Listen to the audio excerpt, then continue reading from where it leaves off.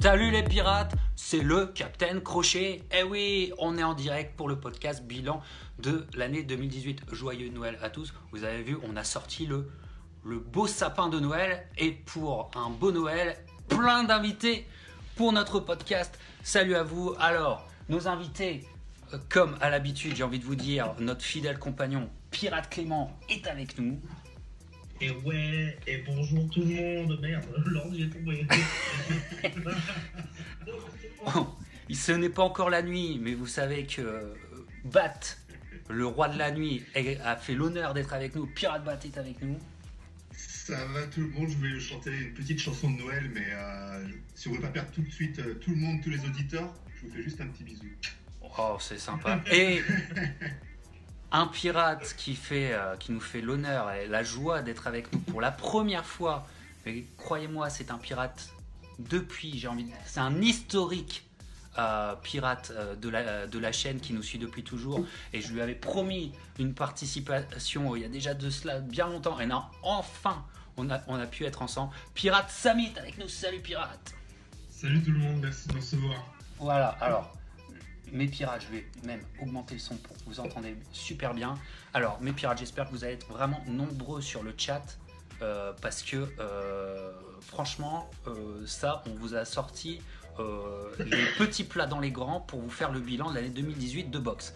Alors, mes pirates, avant de décerner nos trophées de la piraterie de la boxe 2018, j'ai envie quand même d'entendre mes pirates qui sont à l'abordage avec moi pour, on va dire, l'actu à chaud de la boxe et pour entendre aussi d'autres personnes que moi-même parce que je tourne un peu en rond, hein, vous êtes d'accord. Alors, j'ai envie de vous entendre peut-être sur la dernière grande émotion de l'année. Qu'est-ce que vous avez certainement pensé, qu'est-ce que vous avez envie de dire sur le Fury Wilder, ou plutôt Wilder contre Fury qui a eu lieu déjà il y a quelques semaines. Je vous ai pas entendu. Et allez, à tout honneur, on va commencer par notre invité, Pirate Samy. Qu'est-ce que tu as envie de nous dire là-dessus? Wilder Fury, ce que j'ai envie d'en dire, c'est pour moi en fait c'est simplement le retour de l'année, mais qui était genre juste gâché par cette égalité en fait. J'arrive toujours pas à la décision. La décision, tu l'as en travers. La décision, voilà, j'arrive toujours pas à la comprendre, à expliquer. Fury, en fait, n'a pas laissé Wilder s'exprimer, a fait livrer une très grosse performance. Et ce qu'il faut voir aussi derrière, c'est que c'est un monsieur qui revient d'une dépression, qui était en situation de surpoids et qui a livré juste une performance incroyable. Ouais. Après, pour ce qui est de cette décision, je veux dire, si à un moment donné tu balances deux knockdowns dont un où tu fais en sorte que Fury en fait il respire comme un poisson hors de l'eau et d'un coup il ressuscite, tu vois ce que je veux dire. À un moment donné, tu vois, tu te dis bon, ce que j'ai fait c'est pas suffisant, c'est pas suffisant. Je vois pas comment est-ce qu'ils ont pu même lui donner la victoire, très honnêtement. Même si on sait pourquoi il a eu le match nul. Même si on a une idée. Allez, on enchaîne parce qu'on a tellement de choses à dire. Pirate Samy, forcément, je pense que tu décris le sentiment plutôt général des pirates de la boxe là-dessus. Pirate Clément et Pirate Bat, autre chose à ajouter? Moi, juste que je peux te dire que j'étais en PLS au moment où il y a le deuxième knockdown. La connexion internet a craché à la maison, tu vois. Donc pendant 5 minutes, j'étais en mode, il s'est relevé ou il s'est pas relevé? Je me souviens, j'étais pas en train de te le dire en direct, je crois. Je crois que je te le disais en direct. J'étais en mode, ouais, j'étais en mode, oh, quel combat et tout. J'étais en mode, oh, le vélo pas, j'étais en mode, mais putain, dites-moi, tu vois. Et voilà quoi.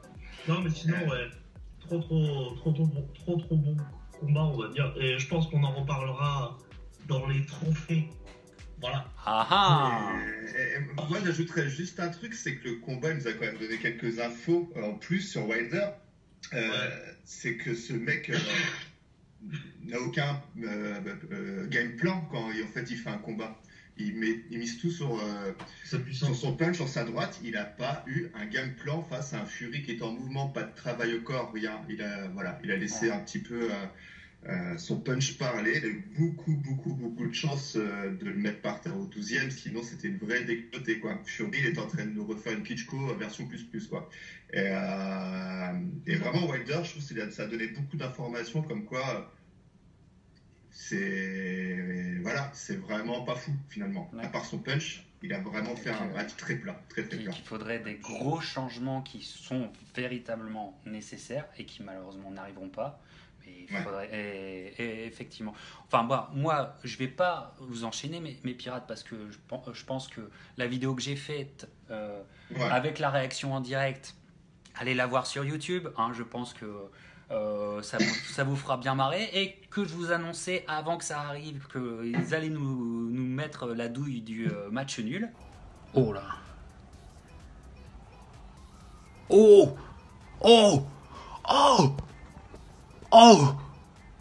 Il est KO. Il est debout. Quel round de folie. Avec 2 knockdowns, ils vont nous passer la pilule du match nul, vous allez voir. Allez voir mes pirates pour ceux qui n'ont pas encore vu. En tout cas, là, on est de plus en plus nombreux. Partagez cette vidéo. On est déjà plus nombreux que d'habitude. Ça marche, mes pirates. Vous passez le mot. Tous nos pirates, les vrais, les purs, les durs, sont en train de nous saluer. Pirate Gilermou, Pirate Oswald, Pirate Julien nous salue, Pirate Mike. Enfin bref, vous êtes tous là, mes pirates, et ça fait vraiment plaisir. Allez, mes pirates, avant les trop. J'ai envie de vous dire, le jour de Noël, répandez la sainte parole. Ah voilà, voilà. L'église, allez sur le podcast et on est là pour vous. Mes pirates Samy, Bat et Clément, avant d'enchaîner sur nos trophées. Bon, ça serait quand même bien de faire comme on fait d'habitude dans nos podcasts, de dire notre sentiment face aux futures grandes affiches qui arrivent. Et pour moi, et j'ai envie de vous entendre, le grand combat 2019 qui va commencer l'année, c'est le 19 janvier à Las Vegas. AB, vous savez mon affection pour AB que je n'explique toujours pas, mais AB contre Pac-Man pour un show pay-per-view avec, ce que j'ai envie de dire, là pour une fois, une sous-carte qui est digne d'un pay-per-view, qui est digne, on va en parler. Alors, encore une fois, Pirate Samy, c'est toi que j'ai envie d'entendre en premier. AB, Pac-Man et tout ce qui s'ensuit le 19 janvier, t'es chaud ou t'es pas chaud? Et vous, moyen. Ça mérite clairement un pay-per-view, mais très honnêtement, je suis pas très fan de Broner. Et Pacquiao, c'est bon, c'est sur la fin, quoi. Je veux dire, à un moment donné. Oui, si tu veux, il y a pas de problème, j'assume complètement. Après, je pense quand même que Pac-Man peut quand même dominer le combat. Clairement. Ouais. Clairement, parce que mentalement, Adrian Broner, quand il y a un peu trop de pression, il peut lâcher. Ah, il craque. Ouais, tout à fait. Il suffit de voir ce que tu prends un combat plus ancien. Si je dis pas que le style de Maidana se rapproche de celui de Pac-Man, mais Pac-Man peut lui mettre la même pression que Maidana lui a mis. Ah ouais. Et il peut lâcher. Ah ouais. Je pense que c'est aussi comme ça. C'est comme ça que je vois les choses. Alors bon, j'enchaîne sur ce que nous dit Samy, sur le clavardage, mes pirates. Enchaînez-moi sur ce sujet. Bon, l'affiche, et même je dirais que c'est questionnable de mettre AB contre Pac-Man en pay-per-view. Je trouve que ça peut prêter à débat, mais ils l'ont fait. Et moi, je pense que c'est le genre d'affiche en fait qui peut nous surprendre parce que c'est toujours excellent de voir des mecs dos au mur.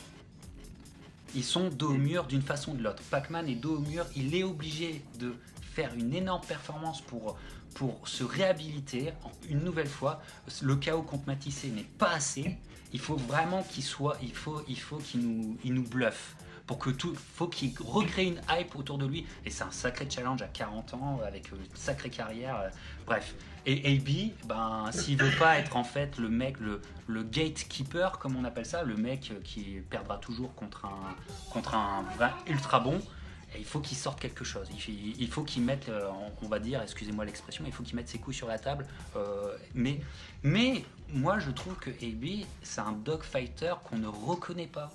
Je vous l'ai déjà dit, le mec, quand ça part en dogfight, c'est toujours enthousiasmant. Alors, il part en dogfight peut-être avec des mecs qui sont pas du talent de Pac-Man, de Pacquiao, mais j'y crois. Et en plus, je trouve que le 19, j'ai vraiment hésité à y aller. Je vous dis, j'ai vraiment hésité à prendre un avion. Mais bon, la sous-carte, ça a de la gueule. Avec un petit Français, Nordin Oubaali contre Rachid Warren. Et avec Badou Jack contre Marcus Brown, ça pour moi c'est énorme. Enfin, belle soirée boxe en perspective. Ils ont réussi à m'avoir, les mecs. Ils ont réussi. Ils ont pris mon argent encore, les enfoirés. Hein. Ils ont réussi à m'avoir. Pirate Clément, Pirate Bat, allez. Moi, l'honneur. Vas-y.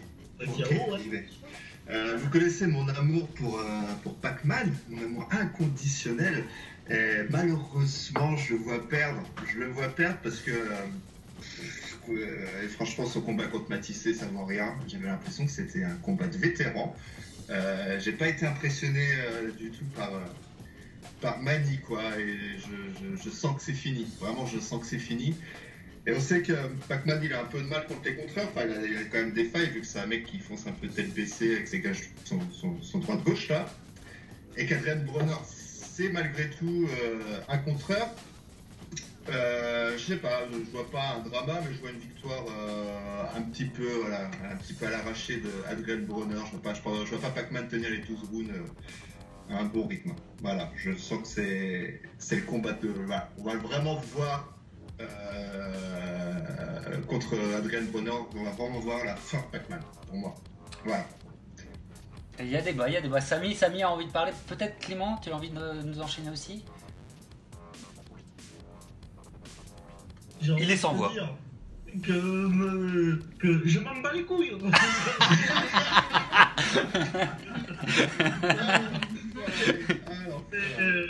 En vrai, ouais, vous connaissez tous mon désamour pour Pacquiao, Adrian Bronner, c'est ça le truc. Et puis bon, la dernière performance de Pacquiao, bah, c'est, comme tu l'as dit, c'est pas assez pour moi. Et même, il y a eu des rumeurs, entre guillemets, que c'était truqué, tu vois. Et moi, tu sais quoi, je serais presque tenté d'y croire, quoi. Complotiste.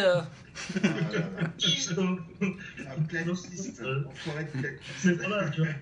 Non, mais après, je n'ai pas de preuves, personne n'a de preuves, mais voilà, c'est une rumeur qui circule en Sun Tzu, on va dire, quoi. Bon, mais clairement, ouais, le 19 janvier, moi je serais comme ça, je regarderais peut-être la rediff le lendemain, je serais en mode ouais, cool, tu vois ce que je veux dire, mais sans plus, quoi. Vraiment, j'ai même pas le couille. Voilà, Pirate Samy, là, je voyais que t'oscillais parce que. Je suis d'accord avec lui, en fait. Je suis plus... Bon, en fait, c'est moi le Jean-Claude Convenant de la boxe qui essaye de vous vendre un fight dont vous vous battez les couilles, d'accord, c'est ça. mais je vois quand même Pacquiao gagner, par contre. Je vois quand même Pacquiao gagner et prendre la chose. Ne serait-ce qu'en termes de business, regardez toujours l'aspect business. Pacquiao, c'est la grosse signature de PBC de Al Haymon 2018. Ils l'ont pas signé pour se faire niquer au premier combat par Bronner. Ah oui, Ils l'ont signé pourquoi? Ils l'ont signé parce que s'il y a un Mayweather Pacquiao 2, ils veulent que ça se fasse. Donc, pour moi, Bronner, le gros problème de Bronner, c'est que ils sont en train de lâcher Bronner. Al Haymon, il est en train de lâcher Bronner en faisant ça. Et Bronner, je pense qu'il faut qu'il mette le KO pour s'en sortir. Parce que il faut penser en termes de business. Faut penser comme ça. En termes de business, celui qui l'a vraiment dans le popotin, en ce moment, c'est Ebi. Ah là, je vous ai cloué, les mecs. Alors là, je vous ai cloué. Hein. Ouais, tu sais, ça. Adrian Bronner, c'est le faux Mayweather, quoi. C'est le Mayweather du pauvre. Du coup, ils font une espèce de comparaison. Ils font un match qui peut ressembler. Mais vous y croyez vraiment à Pac-Man Mayweather 2? Non. Ben. Pour le pire, les mecs, pour le pire, ils sont le meilleur. Ouais. Ils sont capables. Je vais te dire un truc, ils nous ont eu une fois avec le premier. ils nous ont eu une deuxième fois avec McGregor. Moi, franchement, je suis à leur place, je me dis, oh, vas-y, on tente une troisième fois, hein, ça peut marcher. Ça- Attends, mais ils sont en train de monter un truc avec un japonais là, au Ouais, en Brésil. décembre, là. Ouais. Ouais. Oui, Déjà qu'il arrive à survivre, voilà. Ah, voilà. C'est un combat en 3 rounds d'exhibition en direct lors du jour de l'an en plus, tu vois. Je crois que ce sera le match le moins regardé de la planète, à mon Ah, avis. mais Et on voilà. dira Pas- un pas au concert Japon, de- pas au Japon, un pas au concert Japon. de Johnny Hallyday, les mecs, ils ont Ouais, 107 voilà. ans, ils sont encore sur le ring, ça va, fini. Ah, ouais. Ouais, c'est ça. Un Mick Jagger, Et, Mick Jagger, Johnny Hallyday, ça aurait été. On aurait peut-être pu monter ça à l'époque. Ouais, bon. Bon, les gars, je savais pas que ça. Je savais pas que ça allait déjà partir en live dès le premier sujet. Allez, on va lire nos pirates qui sont sur le chat. Alors, il y a déjà Pirate Adam qui nous salue. Salut à toi, t'es toujours là. Ça nous fait plaisir. Alors, Pirate Romain, même sur un lit de mort, Pac battrait Bronner. Pirate Mike, AB, hygiène de vie, c'est une catastrophe. Dommage car il a réellement du potentiel. Et surtout à l'époque. Et est-ce que ce combat va lui servir de tremplin pour revenir dans le game? Point d'interrogation. Pirate Oswald, Badou et Marcus Brown sont-ils chez TMT? L'un, Badou est avec TMT et Marcus Brown il est avec Alemon, donc plus ou moins la même chose. Pirate Gilormou, Pac-Man est toujours au top pour moi, Pirate Gilormou, mais bon, moi je l'aime ce Pacquiao. Pirate Kevin, de toute façon on regardera quoi qu'il arrive pour Nordin ou Bali. S'il gagne, la soirée sera quoi qu'il arrive historique. Oui, c'est vrai, tout à fait. Force et honneur à lui, tout à fait. Pirate Et Romain, en plus, vas-y. c'est On a perdu une Pirate Clément. Il a frisé Pirate Clément. pas, Il a fait. Il a frisé Pirate Clément.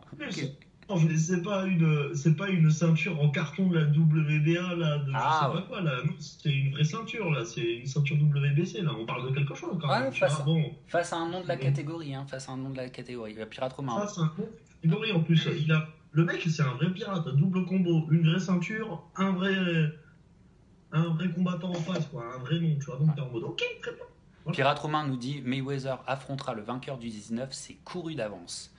Il a certainement pas tort. Bref, voilà pour le 19, quoi qu'il en soit, avec ce beau combat poids mi-lourd, 7 chances françaises, et puis bon, une grande star de la boxe quand même. Malgré tout, je pense qu'en tant que toxicomane de la boxe, on sera quand même devant notre écran. On enchaîne avec une autre affiche qui a été annoncée, une affiche, là j'ai envie aussi de vous entendre, vous savez que c'est une affiche qui m'intéresse beaucoup. Il y a beaucoup de choses à dire après on enchaîne les trophées. En mars, et c'est la date exacte, c'est le 19 mars aussi ou le 3 mars, bref, en mars à Dallas, dans le stade des Dallas Cowboys, Errol Spence Jr. contre Mickey Garcia. Eh ben ça arrive, et je pense que il y a beaucoup à dire parce que c'est le genre de combat où on peut cogiter sans cesse, et bien malin celui qui sait déjà comment ça va se passer. Voilà, alors mes pirates, j'ai envie de vous entendre là-dessus. Allez, Pirate Samy, encore une fois, à toi l'honneur. Alors j'attends, c'est sûr que ça sera un super beau, c'est sûr que ça fera un super beau combat, et je sais pas où mettre ma pièce. Je sais pas sur où mettre mon argent. Et en me disant Spence, ok, je me dis je vais me faire niquer par Garcia, ou l'inverse. Donc je sais pas quoi te répondre, et c'est le genre de combat que j'attends, et que je suis impatient de voir, Ouais. tout simplement. Ouais. Je sais. Ouais. Mes pirates bat. Toi aussi impatient. Ouais, juste rien que d'y penser, j'ai des petits frissons. Je me dis déjà comment ils ont réussi à monter ce combat, comment Garcia il peut aller se dire allez vas-y je vais prendre Spence. La différence la size n'est pas la même. Il a dû voir quelque chose. Il a dû voir quelque chose en Spence. Il a dû voir la faille. C'est pas possible d'y aller en étant avec cette confiance-là. Je suis team Garcia, vous savez que je suis team Garcia, mais je le vois pas gagner. S'il gagne, ça serait fou, ce serait vraiment fou. Mais en tout cas, ce sera un gros match, le travail de Spence au corps, j'ai vu ça dans le commentaire de Guillaume, il a tout à fait raison, le travail de Spence au corps devrait, à mon avis, faire la grosse différence. Mais si Garcia, il nous fait pas un gros coup dans les 6 premiers rounds, je vois pas comment à la fin de combat il peut tenir face à un Spence qui va mettre une pression, qui est précis. Ça va être très dur, mais j'ai hâte de voir ce que ça va donner. C'est un peu fou comme combat, vraiment fou. Ouais, tout à fait, Pirate Clément. Là, Est-ce que tu t'en bats les couilles aussi pour ça? Là, je m'en bats pas les couilles là-dessus. Non, sérieusement, moi je vois Spence gagner contre Garcia parce que faut le faire quand même sauter. C'est toujours cette histoire de poids, cette histoire de gabarit aussi, parce que quand tu le regardes face à Spence, il est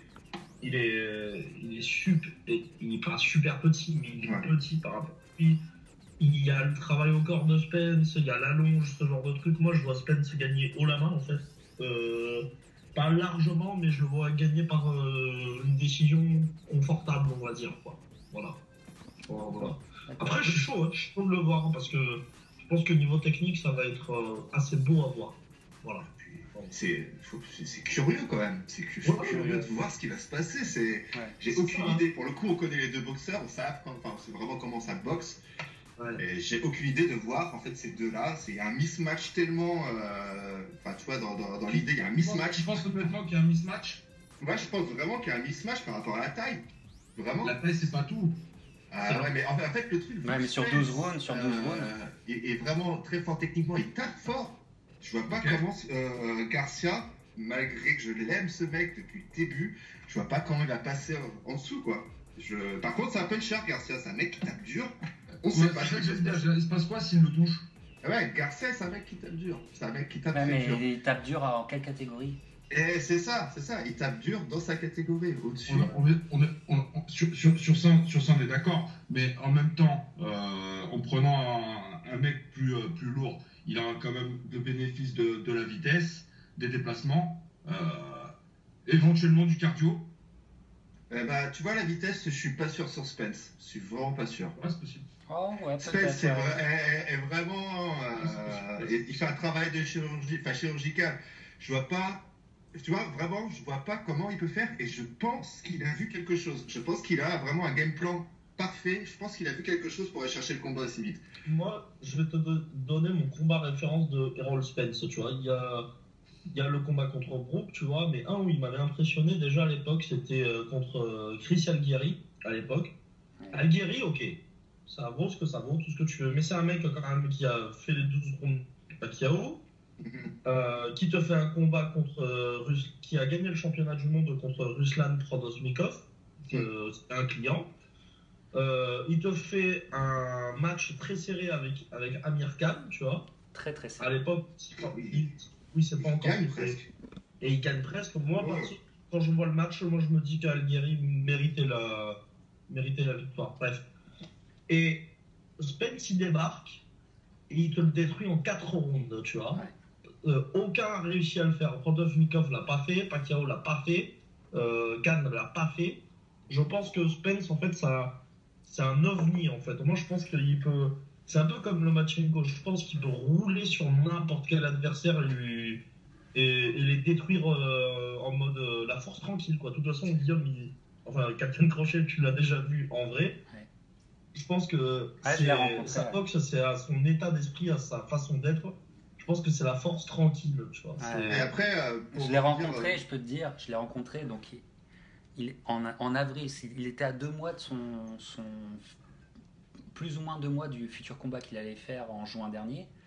Et j'ai rencontré le mec, effectivement, force tranquille. Il y a une force qui se dégage de ce mec. C'est assez impressionnant. J'ai rencontré beaucoup de boxeurs et je peux te dire que celui-là, je m'en souviens de cette force. Il y a une force qui se dégage et il est massif. Il est massif, le mec. Ouais, donc, et moi, je te dirais, en fait, c'est quoi qu'il arrive de ce combat, c'est génial parce que au moins, ce combat, cette affiche, elle révèle un truc qui, en fait, nous fait kiffer plus que tout. C'est, comme vous l'avez dit, les pirates, vous l'avez bien exprimé, c'est cette curiosité. Cette curiosité où vraiment là, on peut se faire surprendre par quelque chose qu'on n'a pas vu, qu'on n'a pas vu venir. Il y a forcément dans ce combat quelque chose qu'on n'a pas vu venir. Ouais. Et ça, rien que pour ça, c'est bien. Et l'autre truc qui m'éclate, ça m'éclate le cerveau, c'est où ils le font. Moi, ça va vraiment me surprendre s'ils arrivent à remplir le stade. Tu vois ? Parce que c'est des noms pour nous. Mais je ne pense pas que Spence et Garcia soient des noms qui dépassent le cadre du fan de boxe. Et il faut quand même remplir 100 000 personnes. Ouais. Il faut quand même remplir un stade de 100 000. Et s'ils le font, moi, ça va m'éclater le cerveau, ça. Ouais, c'est possible ça. Ouais. C'est possible. Ouais. Et juste une dernière précision, c'est qu'on a zappé, mais Garcia a quand même battu Easter Junior, qui est un mec qui fait, qui a une grande taille, qui est même plus grand que Spence, il me semble. Mais Easter Junior, voilà, j'aime beaucoup Easter Junior. J'aime beaucoup Easter Junior. Mais Easter Les gens Junior, peuvent être surpris. mais Easter Junior n'a jamais Si pu. vraiment on peut être surpris. C'est le genre de combat, tu te dis, il va se passer un truc, c'est sûr. Ouais, grave, c'est ça. Garcia le prend. À un moment donné, il a aussi peut-être le choix de ne pas le prendre. Tu vois ce que je veux dire? Donc, Il y va, c'est ce que je te dis, c'est qu'il a Voilà. vu quelque chose. Moi, je ne l'ai pas vu. Lui, je pense que Garcia l'a vu et j'ai envie de voir ce que ça va donner. J'y crois pas, mais j'ai envie de le voir. Et c'est ça, tu vois, c'est ça qui va nous donner des frissons.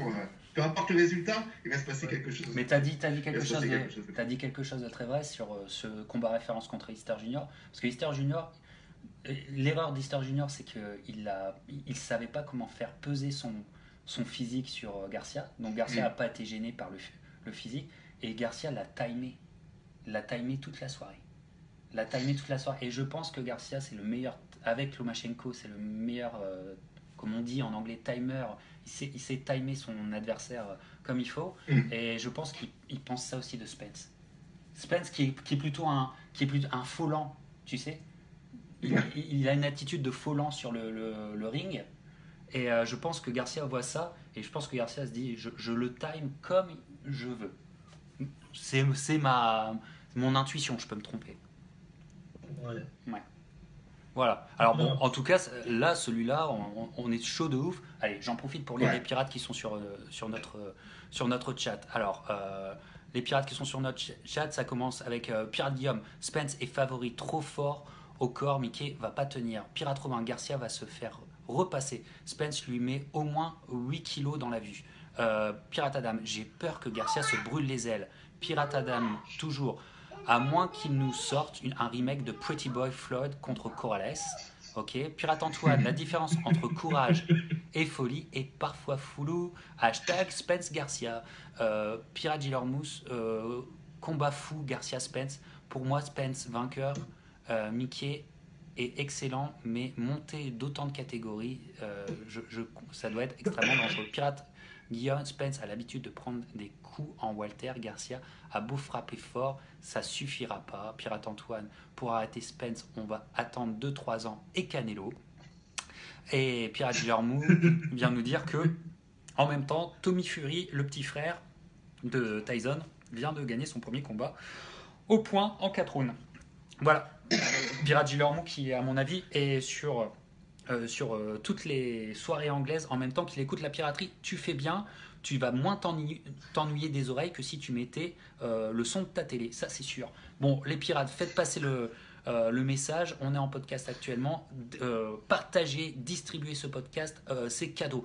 Alors, le grand moment est enfin arrivé, vous l'avez entendu toute l'année ce moment, le moment où la piraterie de la boxe décerne ses trophées, hein. Je pense que on va s'amuser comme il faut, et cérémonie qui à mon avis va faire parler, hein, parce que le capitaine il a des choses à dire avec des gens que peut-être vous aimez, désolé, mais la cérémonie qui va être dirigée de main de maître par Pirate Clément. Pirate Clément, on t'écoute. Avec quoi on enchaîne la piraterie de la boxe? Quel est le premier trophée de la piraterie? Bienvenido a todos pour la de 2018. Bah écoutez, on va commencer tout doucement. Je pense qu'on pourrait commencer par on va monter crescendo, je pense, tu vois, cette année. On va pas commencer direct par le boxeur 2018, tu vois, Ah. mais on va commencer par le boulet 2018. Et tout de suite, on va pas se faire des amis. Le boulet de la boxe 2018. Le boulet de la boxe 2018. Alors, allez, on écoute qui? Allez, Pirate Bat, as-tu un boulet de la boxe 2018? J'en ai 10, mais on va en choisir qu'un. Ouais, on a que 4 heures devant nous. Hein. J'avais en tête un boulet. Il y a des mecs comme Amir Khan qui me sortent par les yeux, mais je vais mettre Sanders. Tiens, mon petit Billy Joe pour s'être fait capter pour avoir failli à son test antidopage. Après avoir bien insulté tout le monde, après avoir hypé tout ça, c'est lui tombé sur le coin de la gueule. Et c'est un boulet parce que voilà, il a bien dû la fermer, tu vois, sur ce coup-là. Et puis c'est un autre boulet parce que ça fait un frein à un mec que j'adore, enfin un boxeur que j'adore et qui était vraiment pas loin d'aller grappiller les Canelo, les Jacob, etc. Et là, voilà, ça a fait un petit frein à sa carrière. Et j'ai hâte qu'il revienne vite en 2019 pour voir ce qu'il peut faire. Ce qu'il peut faire dans le coin. Notre cher Andrade, il me semble, c'est ça. Ouais, c'est quand même un très bon choix. Hein. Je pense que c'est un très bon choix pour bouler 2018. C'est vrai que lui, il a fait bien fort. Je pense qu'il pourrait peut-être, ça peut être un choix que j'aurais bien pris. Alors, Pirate Samy, toi, est-ce que tu as un boulet différent 2018 de la boxe? Non, clairement, pour moi, c'était Sanders. Clairement, pour moi, c'est Sanders. Je suis complètement d'accord. Tu sais, je veux dire, après avoir, comme dit, insulté tout le monde, fait la leçon, etc. Se faire passer pour dopage. Et en plus, c'est pas un boxeur que j'aime regarder. Ouais. Moi j'aime bien le regarder parce qu'en étant gaucher, je le regarde en regardant techniquement, mais c'est vrai que est-ce qu'il y a des grandes histoires à ces combats? Je dois reconnaître quand même que sa performance contre David Lemieux est quand même c'était quand même beau, mais dans un certain état d'esprit. C'était plutôt David Lemieux qui était un petit peu limité. Oui. Je pense que David, il s'est fait jongler. Énormément David Lemieux, mais il a atteint son pic de compétence, si je m'exprime bien. Ouais, je pense pas qu'il va avoir une marge de progression. Je pense qu'il changera ni sa boxe. Il changera rien. Non, il changera rien. Après, il peut même pas changer son poids. Il aurait pu être dans ce top boulet là. Hein. C'est vrai. Il aurait pu être dans ce top boulet. Avec ce qu'il nous a fait la semaine dernière, c'est vrai, il était pas loin. David Lemieux. Mais pour l'instant, on a 2 votes on a 2 votes pour Billy Joe Sanders. Peut-être un troisième. Pirate Clément, ton boulet 2018. Il est plus avec nous, Pirate Clément. Il fait dodo. Regarde, il fait dodo. Voilà, il a pris ça encore. Oh là là. Ah voilà, le Pirate Clément, il est plus avec nous. Bon, allez. Je me mets à l'aise. Ah, on t'entend. Du coup. Alors, c'est quoi ton boulet? Pour te dire que j'ai vraiment failli être méchant cette année. J'ai pensé à un moment à Anthony Joshua, on va dire, quoi. Voilà.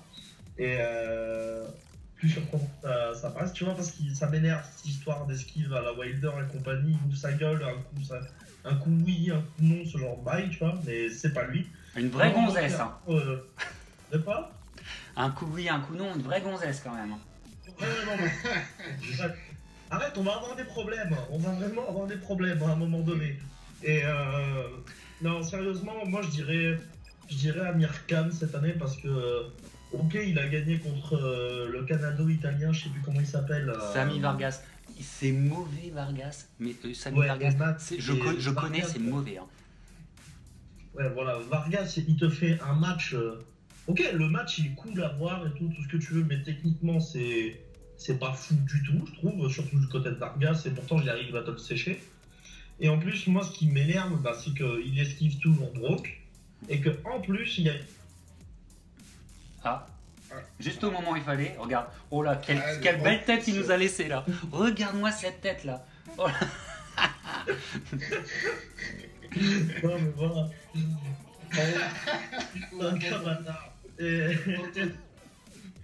Non mais je sais pas, déjà tu t'attaques à la vie privée d'un boxeur, ok ça c'est... Je comprends que tu veuilles faire vendre ce genre de trucs, etc. Voilà. Surtout lui, surtout Amir Khan, parce qu'il a quand même vécu des sales trucs il y a Oui, quelques temps là avec sa femme. Enfin, bref, les réseaux sociaux, il a connu l'envers du décor, enfin le côté sombre de tout ça. Et, ouais. Et c'est ça, et en plus il te l'enfonce là-dedans. Et on attend toujours Brooke Khan, quoi, et ça n'a pas l'air de se faire. Bon, alors Pirate Clément, je t'enchaîne. Pendant que tu frises, je prends la parole. Alors, je me lance pour le boulet 2018 de la boxe selon Captain. Ça va pas faire plaisir. Alors, le boulet de la boxe 2018 selon Captain, Tony Yoka. Voilà. Voilà. Tony Yoka, alors bon, je pense que heureusement que j'ai mon passeport canadien parce que bon, je vais avoir du mal à remettre un pied à Paris, mais les gars. Mais Tony Yoka, encore une fois, c'est pas le seul, mais toutes ces histoires par rapport au dopage, bon. On peut toujours clamer sa bonne foi et son innocence, je veux bien, je veux bien. Mais il est pris dans des... Enfin, il roule avec des mecs, mais sérieusement, enfin bref, peu importe. Et il est pris dans des histoires quand même rocambolesques, pour ne pas dire plus. Faut avoir 15 ans ou 10 ans d'âge mental pour pas voir, pour pas comprendre. Hein. Mais, et en attendant, je comprends pas si tu es aussi innocent que ça et que tu es de bonne foi. Et ça si tu es de bonne foi, bats-toi pour que tu puisses aller sur le ring. Si on t'a injustement,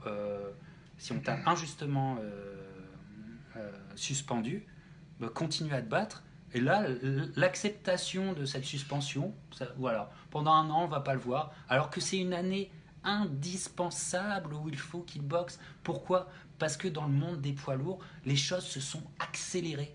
On est dans un moment, comme on pourrait dire en philosophie, un moment de kairos. Les choses s'accélèrent.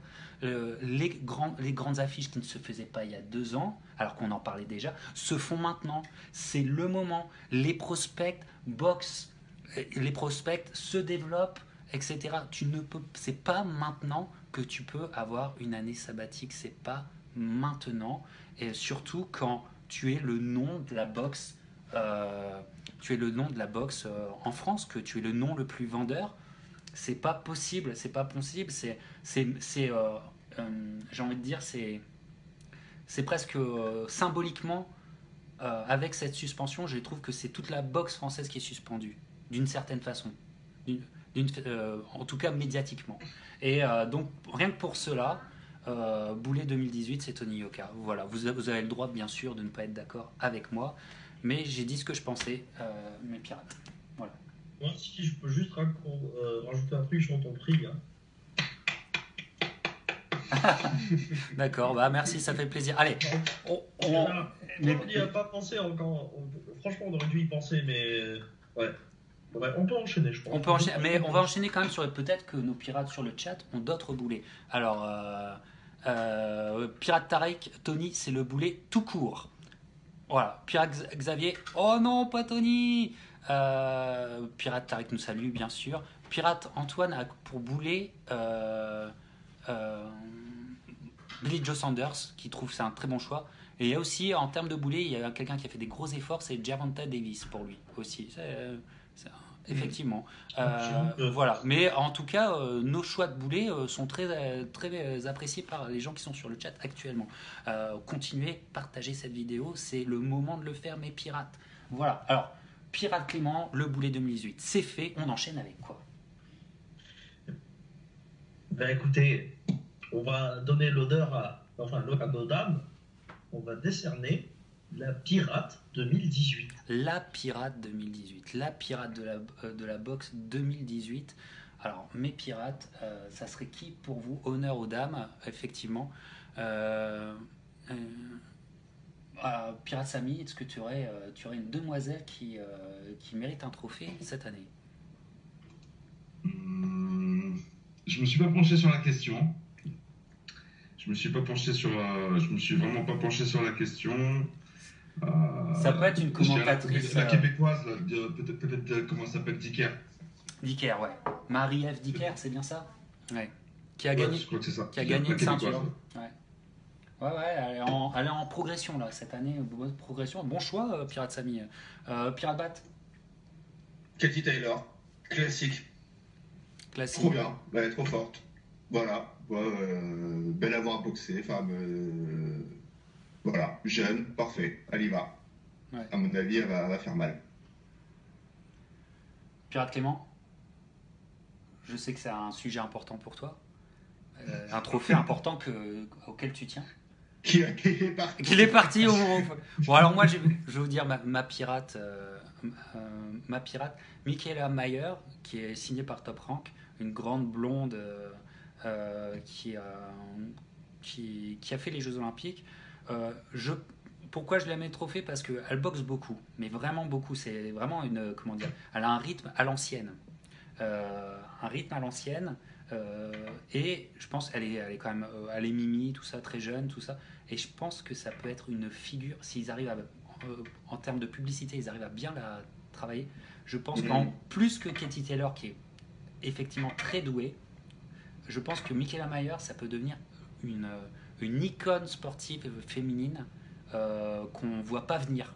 Et je pense que ça va exploser l'année prochaine. C'est pour ça. À mon avis, j'ai l'intuition qu'elle va exploser l'année prochaine en termes médiatiques. Voilà.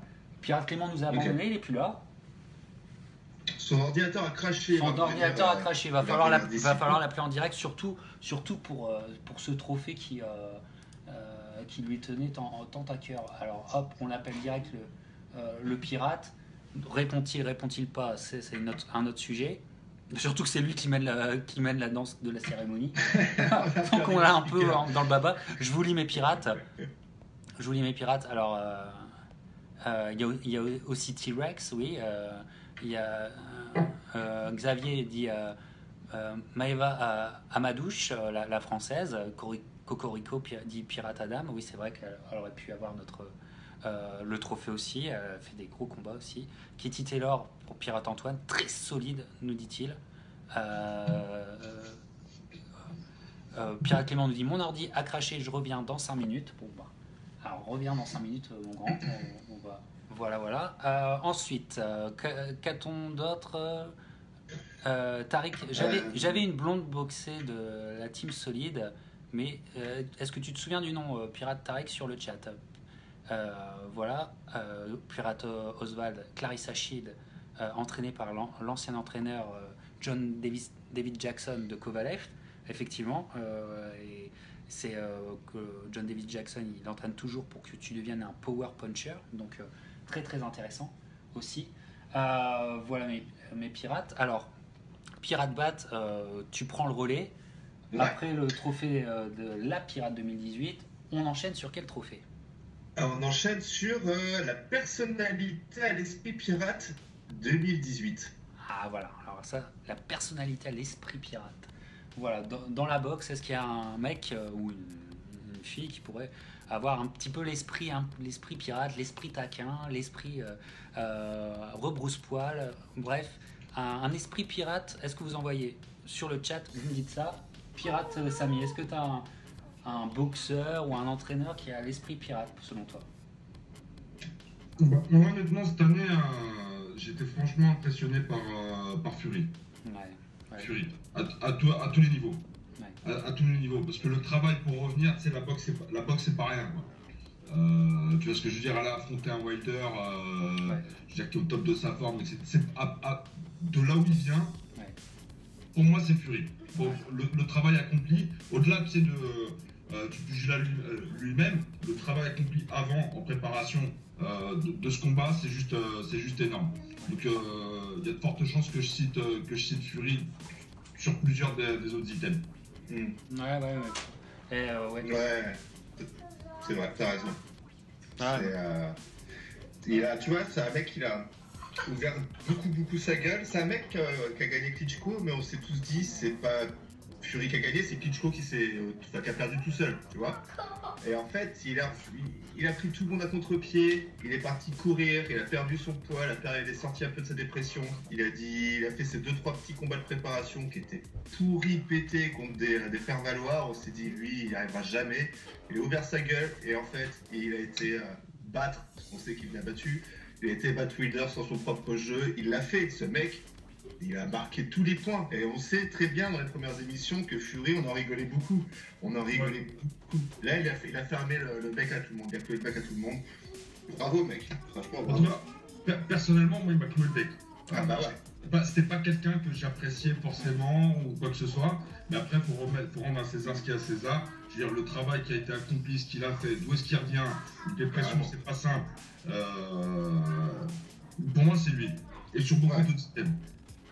Là. Puis tu vois, il a eu des bonnes paroles après le combat. Je sais pas, il y a quelque chose qui a changé. D'un coup. Il a même réussi à faire chanter tout le monde dans la conférence. Ouais, mais c'est un truc. Il s'est passé quelque chose qui s'est pas passé pour Klitschko, tu vois. Il y a vraiment quelque chose qui s'est passé. Et ça fait du bien, c'est assez frais, je trouve ça très cool, vraiment très cool. Et c'est cool pour lui, j'espère que, je sais pas où il ira, là où il sera dans 5 ans, mais on sait très bien que c'est un mec qui est capable de se flinguer après un combat. S'il gagne contre Joshua, on sait pas ce qui peut se passer 2 jours après, on sait pas ce qu'il y a dans sa tête. C'est un mec qu'on doit aimer maintenant, vraiment c'est un mec qu'il faut soutenir. Faut le respecter, peut-être l'aimer, peut-être pour certains, mais en tout cas au moins le respecter. Voilà. Tout simplement le respect. Le respect. Pas l'aimer, mais pour en tout cas respecter ce qu'il a accompli, clairement. Il est le symbole même de l'expression gagner le respect. Ouais. Il est le symbole même de ça, de cette expression. Il a gagné notre respect. Et voilà, il est allé gagner notre respect et tout à fait, et surtout ce qui a été fort, et c'est là parce que il est intellectuellement, je pense qu'il est au-dessus de la moyenne de son milieu, de ce milieu sportif. Intellectuellement, je pense qu'il a des aspérités autres que la moyenne des champions. Voilà, je pense qu'ici, c'est pas une Ferrari qui va remplir son âme. Tu vois ce que je veux dire? Mais je sais pas si tu as lu aussi j'ai vu passer ça sur une actu, je sais pas si c'est vérifié, peut-être tu vas pouvoir me le confirmer.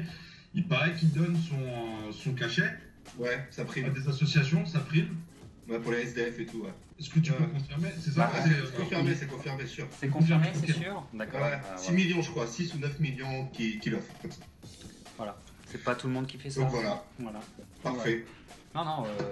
Il a fait la totale, il remplit toutes les cases. Enfin, pour moi, oui. Ouais. Et puis, et je te dis, avec Captain et Clément, on était les premiers à rigoler de ce mec. On se disait, c'est un clown, on veut plus voir ce gars sur le ring. Ah, moi, j'avais pas une haine, mais j'avais un dégoût de lui, mais depuis le début, quoi. Depuis le début. Ouais, et puis. Tu sais, en plus, c'était une période où on n'avait pas de gros combats, on réclamait des gros combats. On était fatigués. Lui qui faisait le clown, on savait plus ce que c'était. On sortait de Mayweather, Pacquiao et tout ça. On se remet dans le contexte. Non, mais il faut se remettre dans le contexte mental de 2015. Moi, on était proche du suicide, tout le monde. Ouais, je veux dire, voilà. Non, mais grave. Il a contrôlé. Et ce que je voulais finir mon idée, c'est qu'intellectuellement, il a contrôlé l'histoire de ce combat. Il a contrôlé de l'avant-combat jusqu'à l'après-combat. Il a contrôlé l'histoire. Comment on racontera ce combat pour toujours sera toujours du point de vue de Tyson Fury et du point de vue de tout ce qu'il a exprimé. Wilder, en termes métaphoriques, Wilder a perdu ce combat. Et Wilder l'a jamais gagné. Wilder a jamais été en compétition avec Fury sur l'histoire du combat, sur le côté, si ce combat a un côté hollywoodien, c'est Tyson Fury qui l'apporte. C'est Tyson Fury qui l'apporte. Et donc ça c'est un haut degré de contrôle, je trouve. Pour moi, il a exprimé un haut degré de contrôle. Et bref, franchement, oui, l'esprit pirate. Voilà, j'avais envie aussi de décerner l'esprit pirate à tous ces boxeurs talentueux qui n'ont pas peur de prendre un combat au pied levé, comme Jesse Vargas et Pirate Antoine le dit dans le chat, comme Jesse Vargas l'a fait contre Adrian Bronner, souvenez-vous, c'était pas lui qui était prévu. Il prend ça, je crois, à 4 semaines du combat. Et comme ce soir va faire Matt Korobov contre Jermall Charlo, bon courage à lui, mais accepter ça, il faut en avoir dans le pantalon. Quoi que tu sois champion ou pas, ou enfin bref, j'oserais pas moi. Mais bref, donc j'avais envie aussi cet esprit de panache, parce que les mecs vont, parce que il va perdre Korobov. Hein. Je vois pas comment il peut gagner. Hein. Korobov, je vois pas comment il peut gagner. Mais cet esprit de panache, ça, c'est louable quoi. Et si on le dit pas, personne le dira. Voilà. Donc Pirate Clément qui nous regarde maintenant, fais-nous signe quand on peut te rappeler. Voilà. Alors on écoute, on lit surtout les pirates. Alors l'esprit pirate Antoine nous l'a dit pour Jesse Vargas. Pirate Tarik c'est Maïva Amadouche, très impressionnant. Pirate Adam pour moi, il a confirmé sa victoire sur Klitschko en revenant après 3 ans et en dominant Wilder pour Tyson Fury. Pirate Tarik, après respect à Wilder qui a accepté des durs combats en 2018 contrairement à Joshua. D'accord, oui, tout à fait. Respect à lui, oui. Ça dénigre pas. On n'est pas en train de dénigrer Wilder quand on valorise Fury. C'est pas un effet de vase communicant. Complètement pas. Déjà, même Wilder lui-même, il a son histoire. Ça fait combien de temps qu'il est dans la boxe? Et regarde au niveau auquel il évolue. Et les raisons qui l'ont poussé aussi à aller justement dans la boxe. Lui aussi a son histoire. Ouais. Mais après, clairement, Fury revient loin. Il revient des enfers. Ouais. C'est tout. Ouais. Ça veut pas dire que Wilder est mauvais, ça veut pas dire que Wilder n'a pas son histoire, loin de là.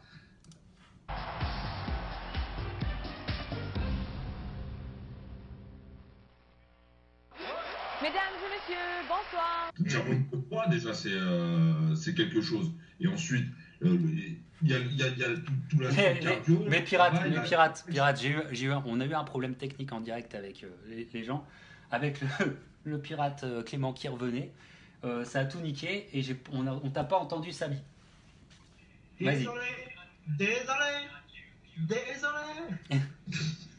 Alors Samy, tu disais qu'il revenait des enfers et ça t'avait plu. Oui, clairement. Mais tu sais, je répondais, à la personne qui disait que, qui semblait dire qu'on descendait Wilder. Non, il dit, ouais, mais Wilder aussi.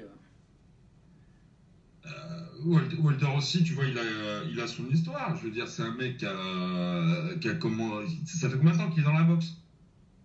Concrètement, ça fait combien de temps qu'il est dans la boxe? Je veux dire, lui aussi, il a son histoire, sa petite fille, etc. Et puis il évolue au plus haut niveau. Donc ça se respecte aussi. Mais franchement, le retour comme je dis, je le répète, le retour de Fury, c'est un truc qui m'a scotché, qui m'a mis sur le cul. Et sur plein, et sur beaucoup d'aspects. Ne serait-ce que là, on confirme qu'il a donné sa prime. Ça va jusque là, donc c'est-à-dire le mec il est là, il est là pour le sport, il est là pour aider des gens puisqu'il donne sa prime, donc il aide des gens, donc sur beaucoup d'aspects, tu vois, pour moi oui 2018 c'est Fury. D'accord, bien sûr. Bon allez pirates, vous excitez pas, donc déjà que quand on parle de Wilder ça coupe. Non, Wilder, vous savez bien qu'on l'aime bien. Pirate Antoine dit un peu de respect pour Edgy, Povetkin et Parker n'étaient pas complètement des figures. Évidemment, on est bien d'accord. Pirate Tarik, disait pas ça, on sait très bien Pirate Tarik. Mais voilà. Alors, mes pirates, on a fait le trophée du boulet, le trophée de la pirate de la boxe, le trophée de l'esprit, de le boxeur à l'esprit pirate. On passe à quel trophée, Pirate Clément? Écoutez, déjà, pour commencer, je m'excuse de l'incident technique. Ouais. T'es passé pratiquement face à la correctionnelle. Je vais juste donner avant les 2 derniers trophées en 30 secondes. Cathy Taylor pour boxeuse de l'année, à mes yeux. Et 4 combats dans l'année, il faut le faire quand même. Niveau technique est là. Et Tyson Fury, pour toutes les raisons que tu as évoquées, c'est un héros, ce mec, c'est un dieu grec, on pourra jamais en dire assez sur lui, je pense, quoi, c'est le truc. Ouais. Voilà. Dommage qu'il ait pas le corps des Apollons grecs. Hein. Non, c'est ce que j'allais dire. Il a le corps de Dionysos, mec. De Dionysos qui carbure à la bière. Le Dionysos gitan, quoi. Ouais.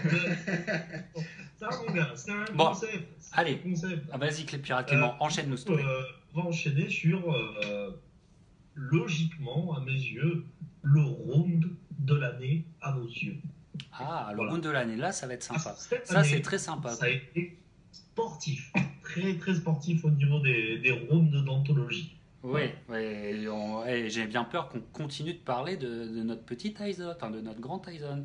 Alors, allez, vas-y, on pirate que bat. Vas-y. Moi, j'en ai deux. Je vais pas parler de Tyson Fury. Je mettrais le 12e round Lara Heard. Déjà. Oui. Avec le capitaine qui crie, hein, vous l'avez même entendu, même sur Showtime, on a entendu. Hein.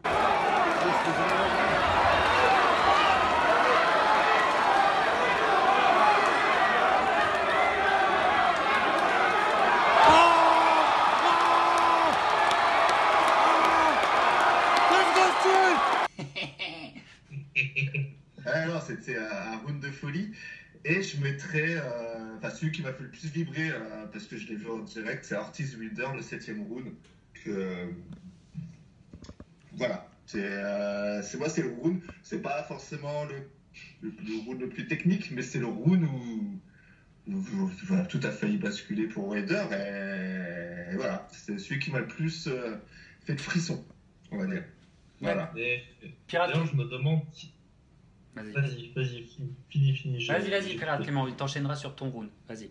Bah justement, c'est marrant que tu parles de ce round Ortiz-Wilder. Justement, je me dis que Fury, quelque part, en Angleterre, était en train de regarder le combat et il a dû se dire ouais, il y a largement des failles, il y a largement moyen que j'arrive à l'atteindre. Je pense que déjà, tu sens le combat contre Ortiz que techniquement, il y a un gros souci du côté de Wilder, quoi, c'est le truc. Hein. Et c'est dommage que Fury ait pas le punch d'un Ortiz, tu vois, pour l'achever, quoi. C'est ça. Ah ben clairement, Fury, il va dans le combat en se disant, il est pas là pour mettre KO là. Il fait les 12 rounds, il est pas là pour mettre KO Wilder à mon avis. Oui, exactement. Exactement. Mais ouais, c'est clairement un round où tout le monde s'est dit, ok, bon là, on voit que ça peut s'effondrer. Mais en face à Ortiz, ça reste un client, et surtout techniquement, c'est un contreur fausse patte. Et puis Wilder n'est pas tombé, cet enfoiré. Il est encore là. Il y a un menton, il y a du menton. Hein. Et alors, pour toi, Pirate Samy, ça serait quoi le round de l'année pour toi? Clairement, je vais encore faire Wilder Fury. Au moment où il se relève, j'ai cru qu'il était mort. Ah, le deuxième round, ouais. Ah bah ouais. Et comment il finit le round? Comment il nous finit le round? Il finit devant. En plus, donc, pour moi, je pensais qu'il était mort, qu'il était KO. J'ai vu son homme sortir, là, comme ça. Et il y a un nombre de mèmes et de détournements sur ce round qui est impressionnant. Si vous regardez les communautés box anglaises, américaines, c'est impressionnant. Il y a des références à Snatch, il y a plein de mèmes là-dessus. Mais dans ce combat aussi, quand même, faut pas oublier la première fois où il est knockdown, quand même. Bon, avec knockdown, il faut s'en remettre. Et genre 15-30 secondes plus tard, le mec, il repart, il fonce dans le lard et il lui met des patates de forain, mon gars. T'es comme ça, mais c'est incroyable. Enfin, voilà, quoi. Après, moi, personnellement, pour mon round de l'année, bah, c'est un peu pince-cœur, c'est parce que je vais l'encenser, ce bâtard qui me fait dire, quoi. C'est Golovkin Canelo 2, round 10. Ah, ok, intéressant. On aurait tendance à l'oublier. Vas-y, Clément. Enchaîne-nous. Parce que, alors, il faut retenir un truc. Enfin, j'y reviendrai après aussi, mais dans ce round, justement, en fait, ce qui me tue, c'est que Golovkin, il est à fond, Canelo, il est à fond, Golovkin arrive à toucher Canelo sévèrement, il enfin, il l'ébranle pendant quelques secondes, tu vois. Il arrive. Et tu te dis, vas-y, c'est le moment où il faut y aller, où faut foncer dans le tas, quoi, c'est le truc. Et il y va. Et le truc, c'est que Canelo, vous savez tout le mal que j'en pense, je pense, enfin, tout ce que j'ai dit, tout ce que j'ai pu dire sur lui. Mais il faut reconnaître un truc, dopé ou pas dopé, tout ce que tu veux, etc.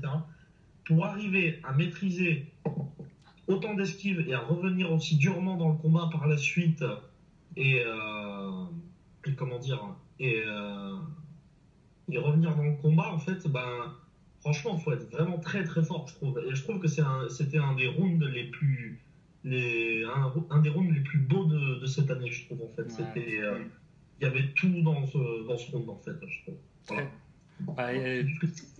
Très très bon choix, Pierre Clément. Alors pour moi, ça va aller vite. J'avais en tête aussi un autre round, mais j'en parlerai pour mon combat de l'année. J'en parlerai, voilà. Mais moi, je peux émotionnellement, je peux pas faire autrement. Je suis un peu coincé vu que j'y étais. C'est ce 12e round Heard Lara.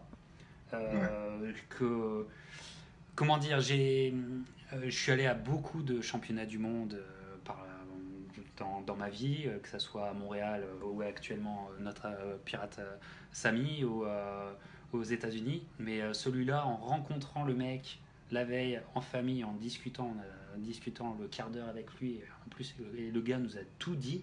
Le gars nous a tout dit. Il nous a dit ce qu'il allait faire de ce combat. Et ce 12e round où il va le chercher Lara.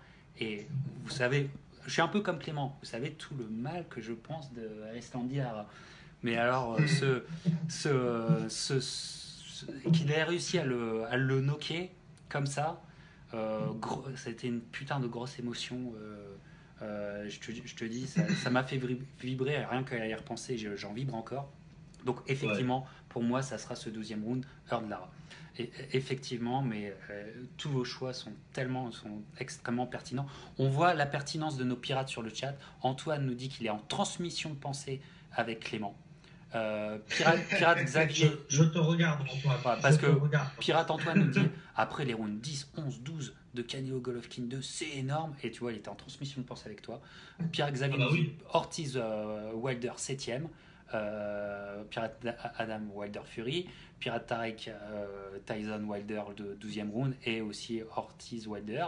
C'est beaucoup ça qui gagne. Voilà. Pirate Guillaume dit aussi la même chose. Voilà, alors, le round de l'année a été attribué par la piraterie. On continue avec quoi, Pirate Clément? Eh bien, écoutez, nous allons faire une aparté. On va revenir dans ces moments forts d'émotion, justement, et on va changer totalement de sujet. On va partir sur le film 2018. Bah oui, voilà. Pourquoi on fait des trophées aussi qui sortent de la boxe? Simplement pour dire que la piraterie de la boxe, on n'est pas simplement des monomaniaques sur la boxe. On est des monomaniaques sur plein de trucs, tu vois. On est bon à mettre en hôpital psychiatrique, mais on sait aussi un peu sortir simplement de la boxe et de ne parler que de boxe, se rafraîchir l'esprit, c'est important pour mieux revenir vers la boxe. Voilà. Et mes pirates, j'avais envie de dire, voilà, le film de l'année pour vous, là, c'est quoi? Allez, on commence avec toi, Pirate Bat. C'était pas un top 5. Ah bah, tu peux nous dire ton top 5, voilà. Tu peux te donner ok, bon, en plus, c'est un top 5 un peu pété, parce que j'ai pas vu beaucoup de films de 2018, moi, cette année, mais j'en ai vu quand même quelques-uns. On va pas faire le synopsis de tous les films, hein. Je vais parler d'abord des Garçons Sauvages, qui est un film complètement what the fuck, un film français. Et voilà, je mettrai les Garçons Sauvages, je vous laisserai, si vous êtes curieux, aller jeter un œil là-dessus. Là où j'ai eu une grosse surprise, parce que je suis pas fan et j'ai jamais vraiment maté les Avengers, mais j'ai maté Avengers Infinity Wars, enfin, et c'était fantastique. Du coup, je le mets dans mon top. Vraiment excellent film. Je mettrai L'île aux chiens, que j'ai vu 2 fois très rapidement sur une courte durée, tellement je l'ai kiffé et que j'ai trouvé vraiment très très cool. En avant, enfin, je vais faire une petite triche, je vais pas mettre un film, je vais mettre une série que je conseille parce que c'est vraiment au-dessus du lot techniquement. La réalisation est mortelle et le scénario est mortel. C'est Handmaid's Tale, Les Servantes écarlates, Allez-y, il n'y a que 2 saisons, c'est de la bombe furieuse. Et en première place, je vous en ai parlé il n'y a pas longtemps, c'est pas un film de 2018, mais je m'en fous, j'en reparle quand même, c'est un film de fin 2017, Good Time, avec Robert Pattinson. Ouais. Good Time. Une tuerie. C'est ça c'est du cinéma, du vrai cinéma, sur une histoire assez simple, mais des acteurs fous, une bande son, une réalisation aux petits oignons. Good Time, allez-y, c'est de la boulette. Ouais, Voilà. là, il faut que je le voie, il est sur Netflix. Je pense que là, ce week-end, on va se le taper à la maison. Pirate Samy, est-ce que toi, avec la famille, tu as le temps d'aller au cinéma? C'est compliqué aussi. Hein. On sait ce que c'est. C'est un peu compliqué. Sur 2017 et 2018, j'ai pas regardé grand-chose du fait du travail. Mais j'ai pris le temps de regarder Avengers Infinity War. Et franchement, j'ai aimé. Et franchement, j'ai aimé. Ouais. Et franchement, j'ai aimé. Donc voilà, moi je dirais ce film-là, pour moi. Ok. C'est un des seuls que j'ai vu entièrement. Hop, ouais. J'en ai aussi démarré quelques-uns. Je me suis endormi. La preuve qu'il était bon, il t'a scotché du début à la fin, tu vois, et il t'a pas perdu. Voilà. Il m'a pas perdu. Voilà, Pirate Clément, allez.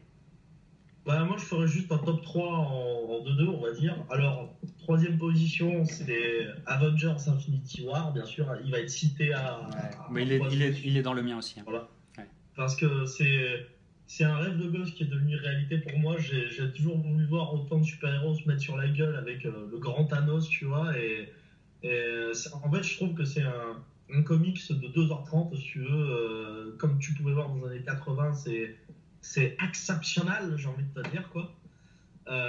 Ensuite, je vais enchaîner avec un truc beaucoup plus intimiste qui est First Man avec Ryan Gosling. Alors, ce film, si vous ne l'avez pas vu, mais vous foncez les gars, parce que pour moi, si on devait décerner un titre de pirate hors box, tu vois, et ben pour moi ce serait Neil Armstrong, si tu veux, parce que quand tu vois que tout est vrai ce qui a été mis dans le film, enfin après il y a des trucs romancés comme d'hab, ben, tu te dis le mec a un portage de couilles mais fois 1000 quoi, c'est un truc de fou. Et l'histoire est belle, le film est beau, la musique est exceptionnelle aussi, enfin voilà. Et en première position, je pense que le capitaine et moi, on sera sur le même la même longueur d'onde. Et ben, c'est Spider-Man New Generation en France, mais aux États-Unis et au Canada, c'est Spider-Man Into the Spider-Verse. Yeah. Et genre, c'est. Allez, je vais poser ça là, quoi, mais je vais dire ça comme ça, mais en gros, je pense que c'est le film le plus, comment dire,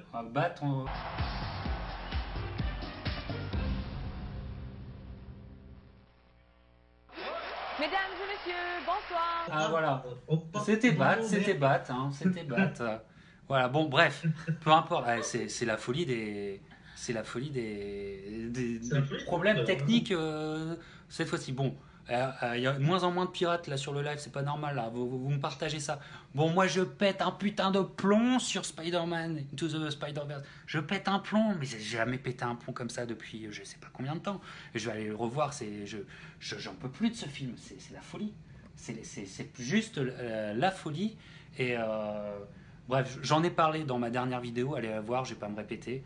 Mais pour moi c'est une claque, mais vas-y, donne-moi des claques. Donne-moi des claques, encore et tout. Et tous les autres films que vous avez dit, effectivement, j'ai été bien d'accord.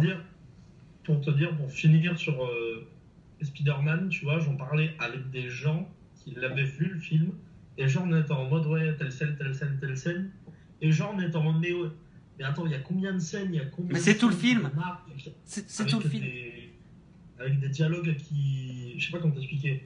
En gros, ouais, il y a rien à ajouter dans le film. Je trouve qu'il y avait aucune scène en dessous de l'autre, si tu veux. En fait. Et tu sais quoi? La scène où le petit gars, le petit Miles Morales, devient véritablement Spider-Man, tu sais, où il se prouve à lui-même qu'il est Spider-Man. La scène s'appelle Leap of Faith. Et elle est déjà visuellement magnifique. Mais c'est clairement ce qu'il aurait fallu à Creed 2. C'est clairement ça. C'est voilà ce qu'il lui aurait fallu. Enfin bref, moi je pète un plomb sur ce film, mes pirates, je pète un boulard. Grave. Sinon, alors, chez nos pirates sur le chat, il y a Julien qui a beaucoup aimé Bohemian Rhapsody, le biopic sur Queen, qui a trouvé ça excellent. Pirate Adam a vu Venom avec ses enfants, et il a kiffé. Pirate Julien, First Man, c'était énorme, comme tu dis. Pirate Antoine a beaucoup aimé Heredity, le film d'horreur Heredity, qui est sorti cette année, qui était aussi très bon. Bref, on vous a parlé un petit peu de cinéma, parce que pourquoi s'en priver, hein, on parle de tout ici. Alors, c'était le trophée ciné. Allez, on repart peut-être sur de la boxe. Pirate Clément, on est sur quoi? Ben justement, moi j'aime bien les montagnes russes. J'aime bien les ascenseurs émotionnels. Là, on est passé de la joie, du bonheur, ce genre de truc, à la crise de nerfs 2018. Ah, direct. Crise de nerfs en boxe 2018. La crise de nerfs boxe 2018. Ouh là là là là là là. Alors bon, qui peut-être veut commencer? Parce que là, ça va être chaud encore. Qui veut commencer? Qui veut commencer? Parce qu'on va pas se faire que des amis. Canelo Golovkin 2. Allez, vas-y, Pirate Samy. Vas-y, Pirate Samy. Comme beaucoup, tu vois, c'était très difficile de les départager. On est d'accord. Certains diront c'était plus Canelo, certains diront c'était plus Golovkin. Moi perso c'était plus Golovkin. Moi je trouve pas que Canelo il a été plus spectaculaire, les esquives elles étaient là, le travail était là, il n'y a rien à dire, sa boxe a évolué, il y a rien à dire. Mais pour moi il n'a pas battu. Peut-être parce que je suis anti Canelo et que je suis un véritable pro Golovkin, je sais pas. Peut-être ça va. Mais ça a été la crise de nerfs. Qu'il ait gagné, voilà, c'est ça. Et bien entendu. Qu'est-ce que t'as pété à la maison? Qu'est-ce que t'as pété à la maison après ce combat? Dis-nous ce que t'as pété à la maison. T'as pété quoi? T'as pété un verre? T'as pété une assiette? Qu'est-ce qui a pété à la maison après ce combat? J'ai pété tout court.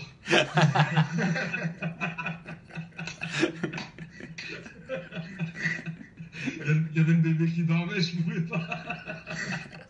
Trop de pression, les gars. J'ai évacué toute la pression, tu vois. Après, il ne fallait pas rentrer dans le salon, c'est tout.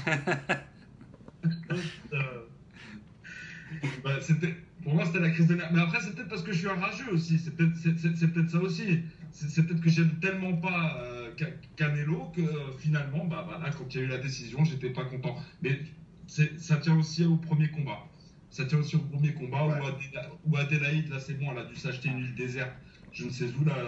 Je l'ai vu, hein. Tu sais que je l'ai vu à Las Vegas. Elle faisait le juge pour Sergio Mora contre Angulo. Et elle a sorti encore, elle a mis une carotte à Sergio Mora alors qu'il avait gagné le combat. Allez. On va avoir un sacré patrimoine, celle-là. Hein. Enfin, incroyable, elle. Hein. Incroyable. Ouais. Ah ouais, non, mais t'as tellement raison. Crise de nerfs pour Pirate Clément. Allez, vas-y. En vrai, j'ai pas trop pété les plombs cette année. Sincèrement. Bah, en vrai, genre, pourtant, j'étais... De quoi? Ça m'étonne de toi, hein. Ça m'étonne de toi. Après, il faut que je ressonde mon subconscient, mon esprit, on va dire. Mais disons que la crise de nerfs 2018, ça a été plutôt le nervous breakdown du lendemain de Golovkin Canelo 2, justement, en fait, tu vois. Parce que je me rappelle, c'était tard, hein, c'était genre vers 7h du matin, je vois les résultats, et genre, je suis en PLS total, je suis comment te dire, c'était un peu comme si on avait perdu la finale contre la Croatie, enfin si l'équipe de France avait perdu la finale contre la Croatie. Tu vois, moi c'était au même niveau, tu vois, genre j'étais vraiment pas bien le lendemain, genre le combat s'est terminé vers 7h du matin, je crois que j'ai pas fermé l'œil avant 10h du matin, une connerie dans le genre, quoi, tu vois, et genre c'était violent de ouf, et je pense que c'était ça c'est pas vraiment une crise de nerfs, mais c'est plus un moment où ça te touche vraiment, on va dire, quoi. Voilà. Voilà. Pirate Batman, dis-nous, t'as eu une crise de nerfs cette année? Je rejoins un petit peu les gars. Je pourrais aussi mettre Fury Wilder qui m'a fait un peu chier. Je me suis dit on était quand même à ça d'un super belle histoire.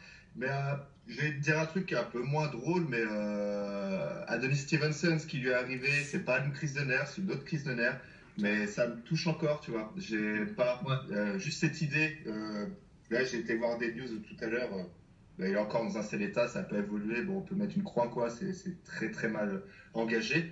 Ça me touche vraiment. Et voilà, j'y pense un peu. Je sais pas, ça me met pas bien cette histoire de. Ouais. Il n'avait pas besoin de ça. Vous finissez pas une carrière comme ça. Il n'avait pas besoin, voilà. J'ai père de famille. Et puis... Il y a tout, voilà, tout. Et il y a eu tellement de haters qui ont craché dessus, en plus, en disant que c'était bien fait, c'était bien mérité, c'était karma. J'aime pas ça, j'aime pas ça. C'est ce que j'ai vu ici au Québec, en fait. Ça m'a surpris. C'est une discussion que j'ai eue que j'ai eu hier avec le beau-père et tout. Apparemment, bon, moi j'étais pas trop au courant de son passé criminel, mais en même temps, voilà, on est dans une société qui fait que tu as été en prison, tu as payé, ok, c'est un gars, on peut dire bien, pas de souci, mais en même temps, c'est un père de famille, il doit avoir des enfants, voilà. Donc, mais j'ai remarqué qu'ici, en fait, réellement, il lui souhaitait le mal. À un point où ça m'a choqué. Je dis, bon, je veux dire, il a quand même payé, il a été en prison. Je vais pas dire, c'est pas le mec avec qui j'irais trinquer, vu son truc, ok, on est d'accord, mais en même temps, il a payé son truc, et il a sûrement une famille, et puis ouais, c'est vrai que. C'est violent quand même, c'est violent ce qui se passe. Mais c'est une confusion des genres où, justement, ces gens-là ne devraient jamais plus parler de boxe. Clairement. Ces gens-là, ils confondent. Il n'y a pas une vengeance immanente que la boxe fait sur des gens. Je veux dire, je vous rejoins totalement là. Vous avez dit des choses qui étaient essentielles, mais moi, je peux pas supporter. Nous, on défendra la boxe même face à des gens qui, en ce moment, ont vraiment des bons arguments pour nous faire du mal. Parce qu'avec ce qui se passe en ce moment, c'est vrai que c'est difficile à tenir. Mais ces mecs-là qui disent aimer la boxe, ils disent c'est très bien, ils n'ont rien compris. Ils ont rien compris.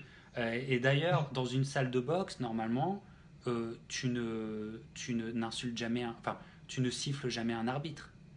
Surtout, même quand tu penses qu'il a arrêté un combat à l'avance. Voilà. Ça c'est.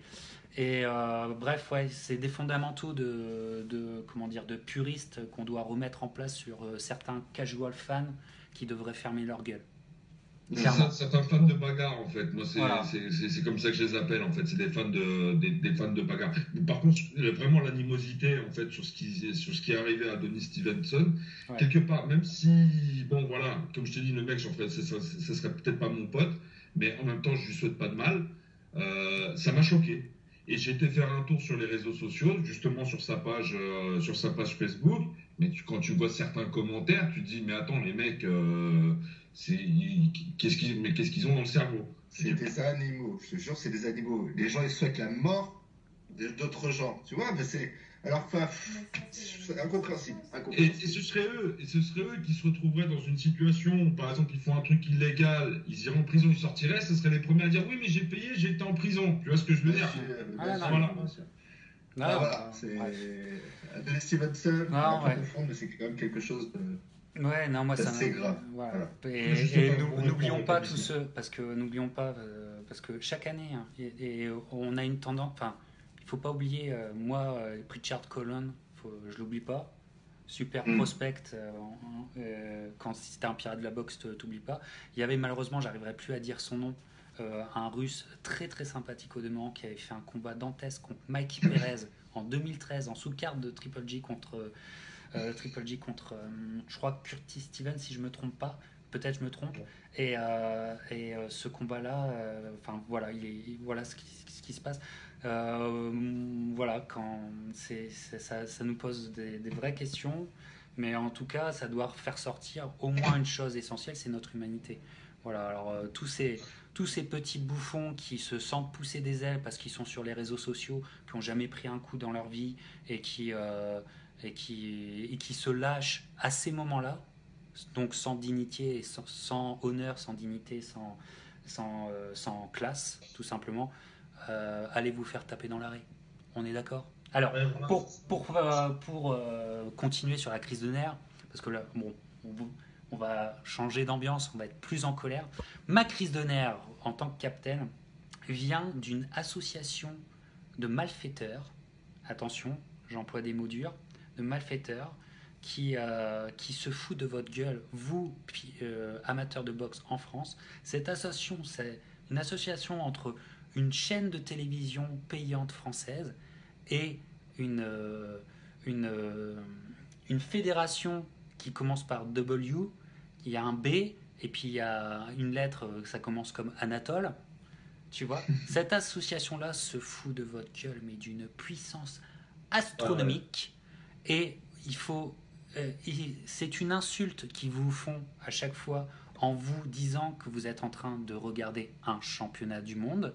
Je ne vois pas où ça serait dénigrant de dire que tu regardes des prospects en train de faire un beau combat. Je ne vois pas ce qu'il y a de dénigrant à vendre un combat en disant la vérité. Simplement.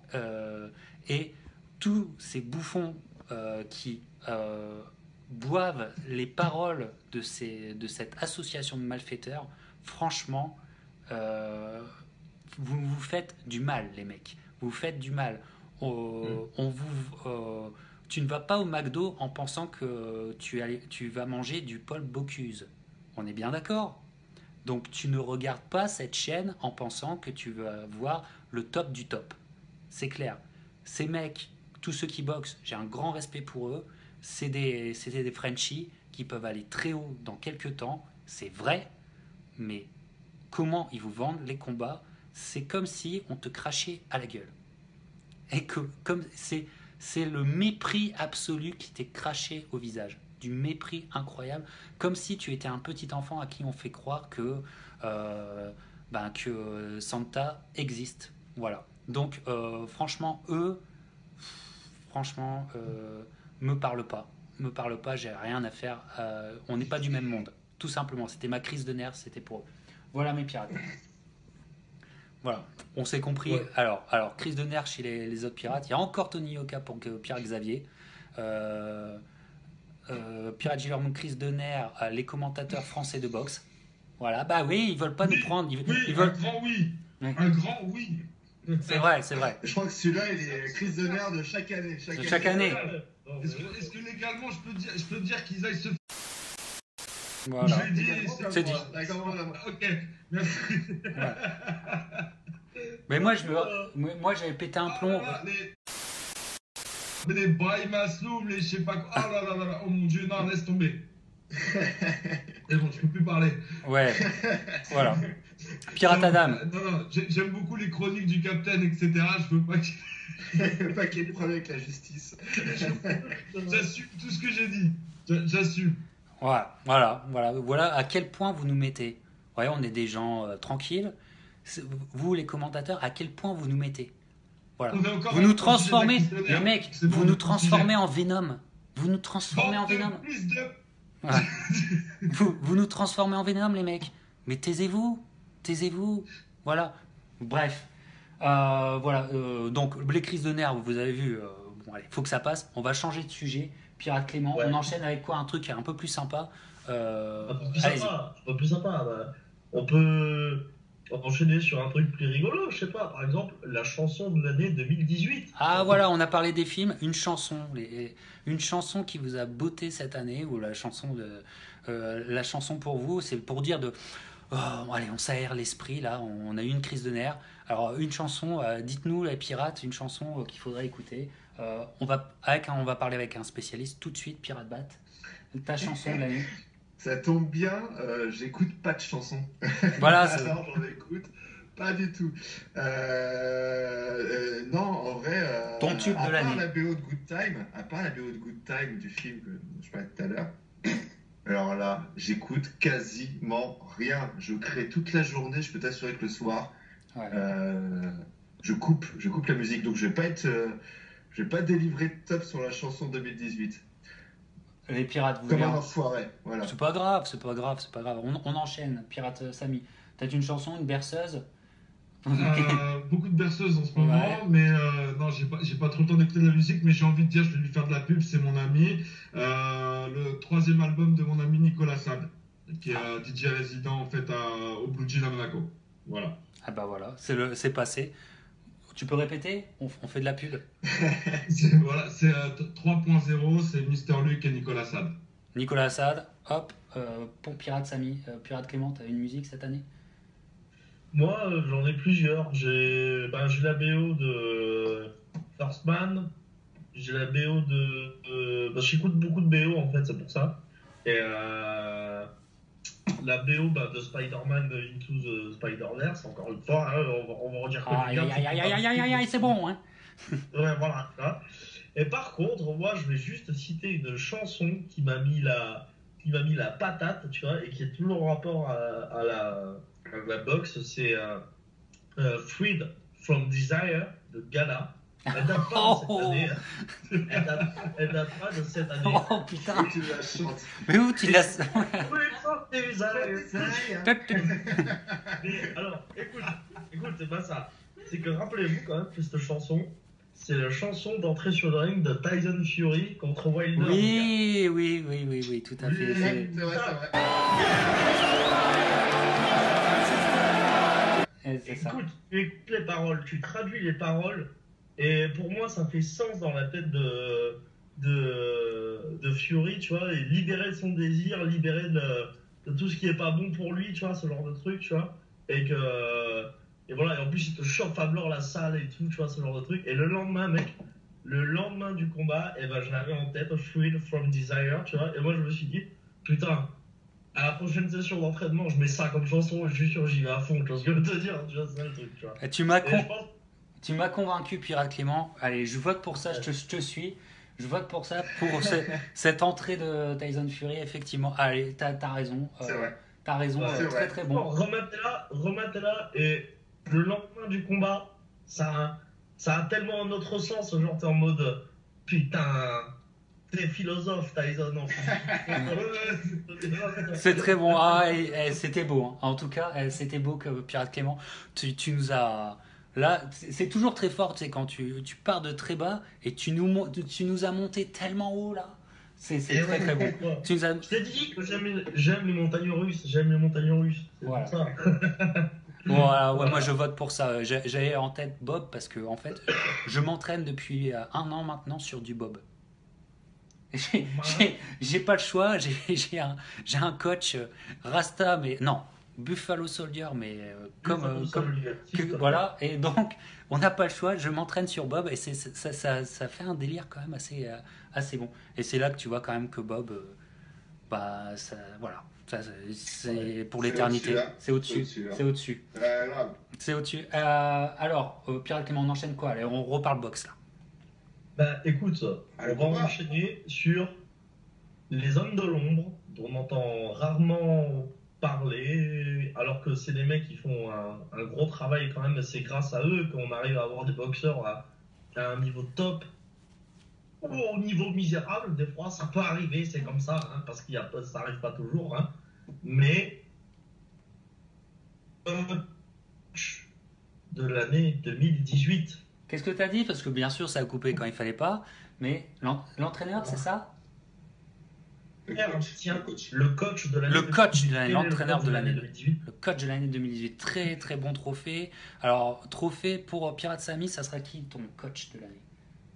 Ben Davidson. Parce qu'il a 25 piges, c'est celui qui a travaillé avec Tyson Fury. Ouais. 25 piges, il faut convaincre. Comment dire faut donner envie. C'est ce que j'ai de travailler. Je sais pas comment m'exprimer en Faut fait. motiver, Ouais, voilà.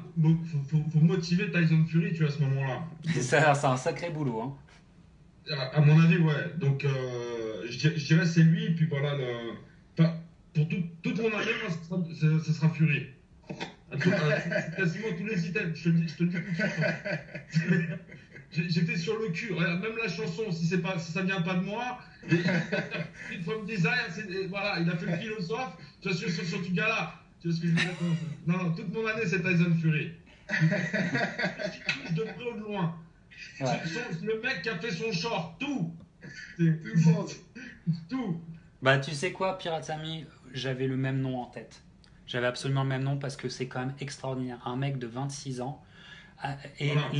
les gens l'ont méprisé. Il l'a respecté. Il était méprisé. Il me fait, mais c'est quoi ce Gugus qui a zéro expérience, qui est avec Tyson Fury? Tyson Fury lui a fait confiance. Il lui a dit, tu es dans mon histoire. Et ils sont allés jusque-là ensemble. Et regardez le coin de Tyson Fury pendant tout ce combat. C'est calme. Autour de lui, il y a Ricky Hatton et Freddie Roach. Et c'est calme. Pas un mot plus haut que l'autre. Le game plan est respecté. Il y a de la pertinence à chaque round. Mec, Ben Davidson, ouais, je pense que tu as bien géré et tu as bien prouvé à quel niveau tu étais. Bravo. Et bravo à Tyson Fury d'avoir déniché ce mec. Et surtout, bravo à lui de l'avoir écouté et respecté. C'est surtout ça, parce que c'est un petit jeune de 25 ans. Tu sais, il aurait très bien pu lui dire, oui, bon, bah vas-y, t'es qui, t'es quoi? C'est vrai. Non, il l'a respecté, il l'a écouté. Non, pour moi, c'est lui. Ouais, c'est pour moi aussi, Pirate Bat et Pirate Clément. Est-ce que vous avez quelqu'un d'autre ou c'est lui aussi pour vous? Moi, personnellement, pour cette année, ouais, c'est vrai que Ben Davidson, comme tu l'as dit, justement, ce qui est ouf, c'est que, ok, c'est un super entraîneur, mais moi, j'aurais voulu remercier le coin entier de Tyson Fury, justement, parce que, comme tu l'as dit, professionnel du début jusqu'à la fin, ils arrivent à redonner confiance à Tyson Fury dans des moments difficiles quand il est knockdown, ce genre de truc, tu vois. Franchement, chapeau, il n'y a pas à dire. Mais sinon, en tête, moi, parce que en tête, j'ai, comment il s'appelle, notre cher Anatoly Lomachenko, le père de Vassil Lomachenko, justement. Ouais. Parce que quand même, cette année, il faut dire ce qu'il est, il a charbonné le mec. Il a charbonné le bonhomme. Il a fait monter son fils dans une autre catégorie. Il l'a fait affronter Linares. Il l'a fait affronter Pedraza. Et surtout après une blessure à l'épaule, il faut quand même le dire. Et surtout, il a lâché les chevaux avec Alexander Usyk, justement, toute l'année, justement. Il a combattu combien de fois cette année, Usyk, en tout? 2 ou 3 fois, comme il faut. Ouais, et c'est surtout par rapport à Usyk, parce que Usyk utilise toujours d'autres entraîneurs. En fait, c'est comme une sorte de ghost trainer, tu vois. Ouais. C'est comme s'il n'était pas là, mais en fait, il est quand même derrière. C'est assez bizarre le truc par rapport à Usyk et le père Lomachenko, parce que je ne comprends pas pourquoi il s'affiche pas carrément avec lui dans son coin, mais en fait, c'est lui qui est derrière. Mais oui, effectivement. Ouais. Effectivement. Et en plus, il a entraîné pendant de très très nombreuses années Alexandre Odzvik, qui a gagné contre Stevenson d'une façon assez triste. Mais il est derrière toute la génération ukrainienne. Il est derrière, c'est lui qui est derrière toute la génération ukrainienne. Et en plus, je lis pas mal d'articles sur ce mec et tout. Et peu importe que ce soit Lomachenko, que ce soit Usyk ou Odzvik, justement, ils disent tous que c'est un mec qui justement a pas un mot plus que l'autre, qui ne s'énerve pas, tu vois, une force tranquille comme Spence, on pourrait dire, justement, et qui arrive surtout à faire de ces mecs de l'or, quoi. C'est ça le truc, tu vois, c'est un truc de fou. Enfin, pour moi, c'est le coach de l'année 2018, et franchement, s'il continue comme ça encore pour l'année 2019, je pense que ce sera celui de l'année prochaine, quoi. D'accord. Pirate Bat, quelqu'un d'autre pour toi? Je suis relativement d'accord. Je vais juste citer un nom qui va sûrement pas vous plaire, ça va vous faire vraiment rigoler, mais on y va quand même. Chepo Reynoso, entraîneur de Canelo. Le mec, il a un Canelo dans un premier combat. Oui. Qui danse, qui tourne. Et il arrive sur le deuxième combat et dit ok, vous voulez un combat d'homme, vous voulez un combat de Mexicain, et je vais peaufiner mon boxeur. Et je vais lui donner toutes les petites astuces pour aller à l'intérieur. Et résultat, Canelo, il est arrivé, il a fait reculer Golovkin quasiment sur 12 rounds. J'exagère un peu, mais techniquement, il a changé. C'était pas du tout le même Canelo qu'on a eu sur le deuxième combat. C'est un Canelo qui a fait mal, qui était là pour faire mal. Et moi, je croyais vraiment pas que c'était possible. Quand j'ai vu le premier combat, je me suis dit Triple G, il va refaire la même, il va faire rouleau compresseur. C'était un truc de fou, c'était un autre gars. Et là-dessus, je sais pas comment il a fait son bordel, mais Chepo a réalisé quelque chose d'assez grand. Non, c'est un très... Moi, je suis plutôt d'accord avec toi. La boxe à Canelo, faut dire ce qui est. La boxe à Canelo sur le deuxième combat a changé. Ouais. clairement, et c'était même flagrant. C'était même flagrant. Que ce soit au niveau des esquives, tout le travail. Donc oui, je suis plutôt d'accord avec toi, même si je suis pas très fan de Ah, moi non plus. Non, ouais, non mais plus, mais objectivement, faut respecter le boulot. Faut respecter le boulot. Voilà. objectivement, ouais. Non, mais je suis d'accord. Tout le monde se disait, deuxième combat, il va encore courir. Il va faire une Mayweather, il va courir. Et Parce ben que non, il ça- a changé la tournure, il a été là chercher sa victoire. Voilà. Ils ont fait un truc quand même assez grand, quoi. Et ça, à mon avis, ça risque d'être l'entraîneur de l'année prochaine. Hein. Parce que maintenant, avant, c'était l'homme de Canelo. Mais maintenant, maintenant il s'affirme en tant qu'entraîneur. Et maintenant, il s'occupe de Ryan Garcia, qui a un putain de talent quand même. Et il prend Oscar Valdez. Et j'attends avec impatience le prochain combat d'Oscar Valdez. Parce que avec ce nouveau mec, on va voir. Et je pense qu'il peut nous faire des fusées de ces mecs-là. Ouais. Je suis d'accord. Ouais. Bref, alors entraîneur de l'année, bon, je pense que Ben Davidson, hein, il gagne quand même par majorité. Alors, on en enchaîne Pirate Clément. Et il y a sur le chat, Pirate Gilermou avait l'entraîneur de Rob Brandt, parce qu'il a fait un putain d'exploit aussi, Rob Brandt, en battant Murata, de la façon dont il a battu très performance qui m'a laissé aussi sans voix, qui donne espoir dans la boxe. C'est jamais fait.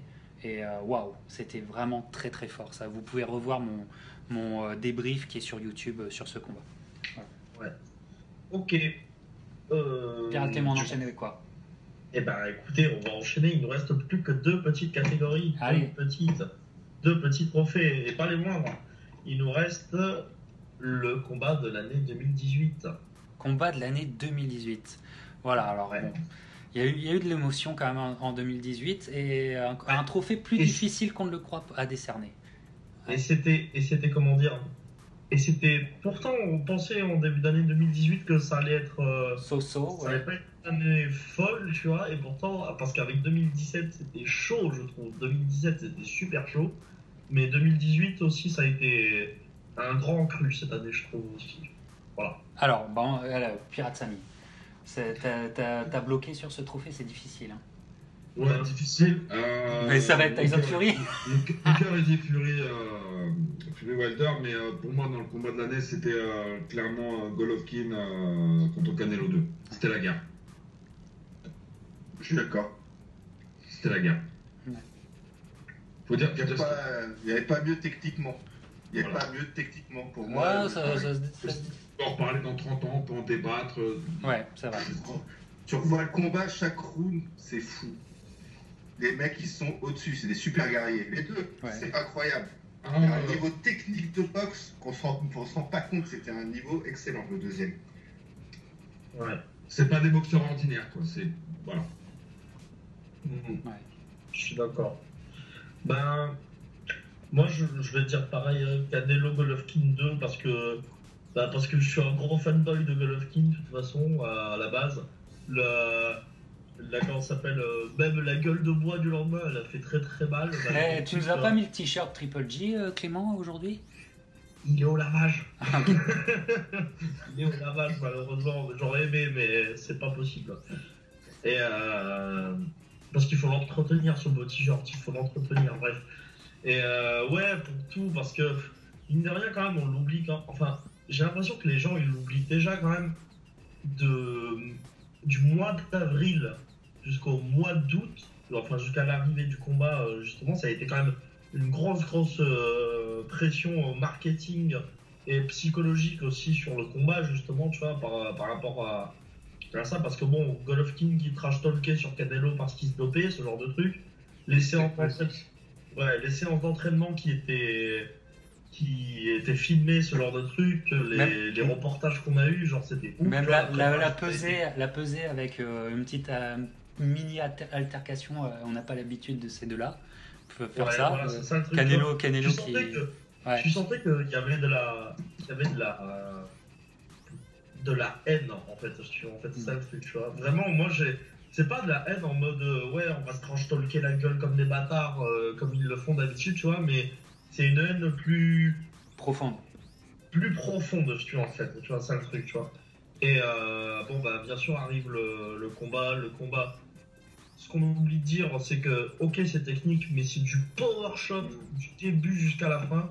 Et moi, franchement, à la fin, je commençais sérieusement à avoir des doutes sur le fait que est-ce qu'il y aurait un KO à la fin ou pas, quoi. C'est ça le truc, tu vois, que ce soit des deux côtés, quoi.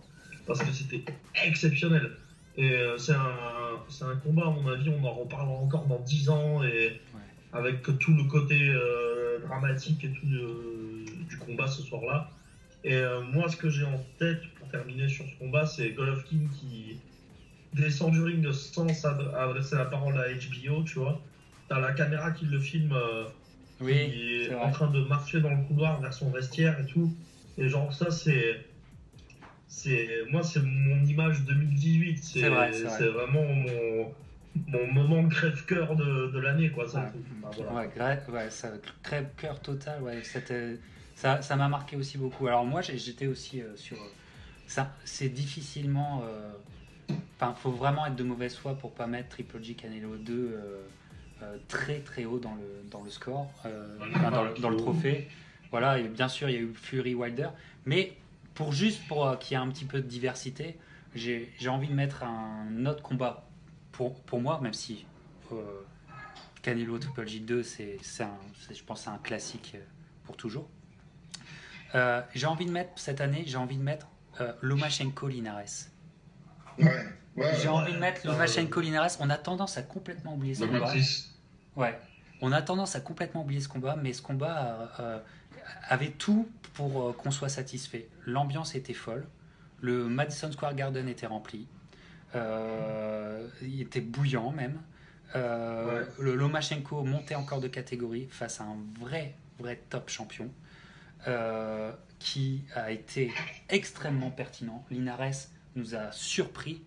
On n'a pas eu une domination comme on avait l'habitude de voir. Et on a eu même un truc qui nous a fait sursauter. On a eu un knockdown de Lomachenko, parce que Lomachenko, il marche tellement sur l'eau qu'on oublie qu'il est humain. Et on oublie carrément. Et là, ça a été un rappel de ça qui nous a fait sursauter. Et puis, au final, Lomachenko qui revient. Lomachenko qui arrive à détruire un mec, un Linares qui est quand même un dur au mal. Pour moi, c'est aussi une des images fortes de l'année. Ce combat, c'est une image incroyable. Et comme je me dis, on a tendance un peu à l'oublier, je vais le mettre. Mais Lomachenko Linares, c'était de la pure, c'était de la 0-9. Voilà. T'as raison. Même techniquement, c'était fou. Non, il y avait tout. C'était parfait. Voilà. Alors, mes pirates, bien sûr, le Triple G Canelo a vraiment l'avantage sur le chat. Tout le monde est bien d'accord. Pirate Giller Moon qui est très pointu. Un pirate qui nous dit Maurice Hooker contre Saucedo et José Ramirez contre Anthony Orozco, qui étaient des guerres de folie.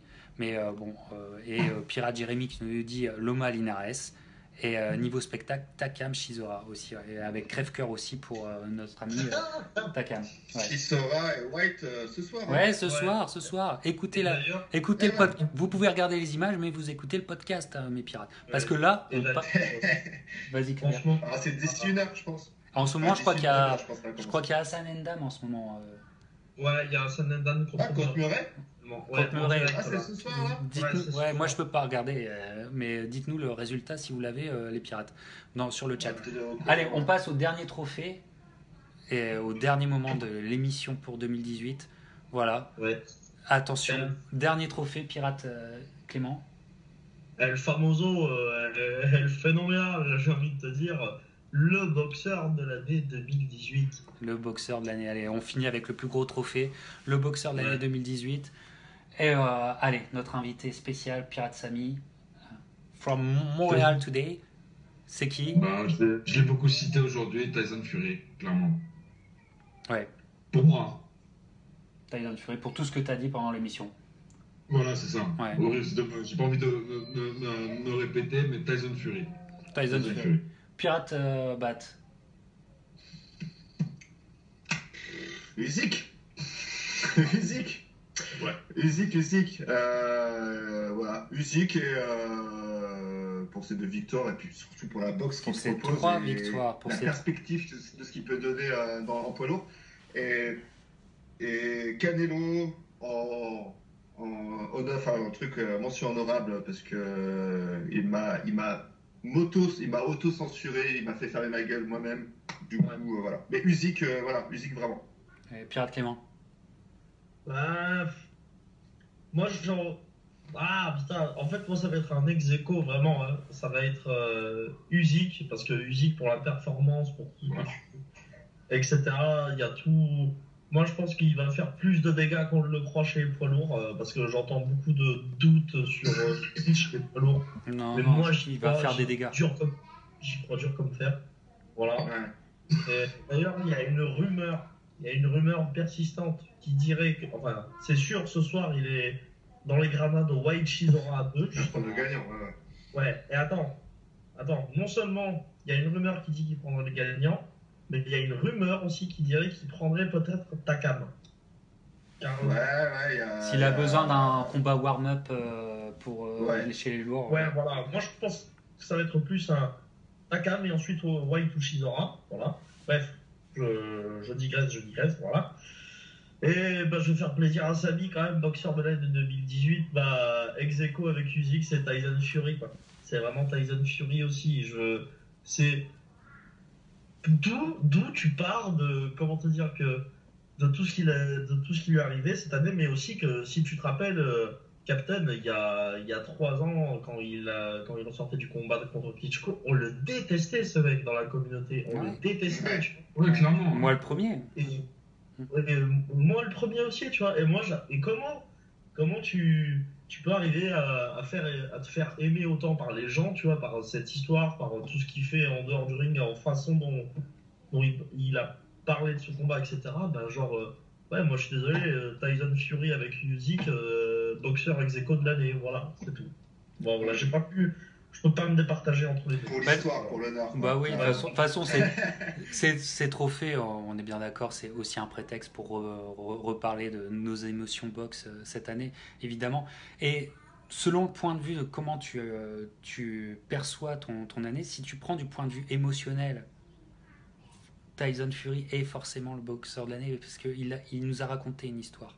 Il nous a raconté une histoire qu'on a suivie. Donc émotionnellement, voilà. Si tu prends sur le côté strictement pugilistique et que tu veux vraiment rester sur un domaine pugilistique en essayant d'écarter le domaine émotionnel qui, à mes yeux, ne peut pas s'écarter de la boxe, mais ça c'est un autre sujet. Mais si sur le plan simplement pugilistique, pour moi c'est Usyk aussi.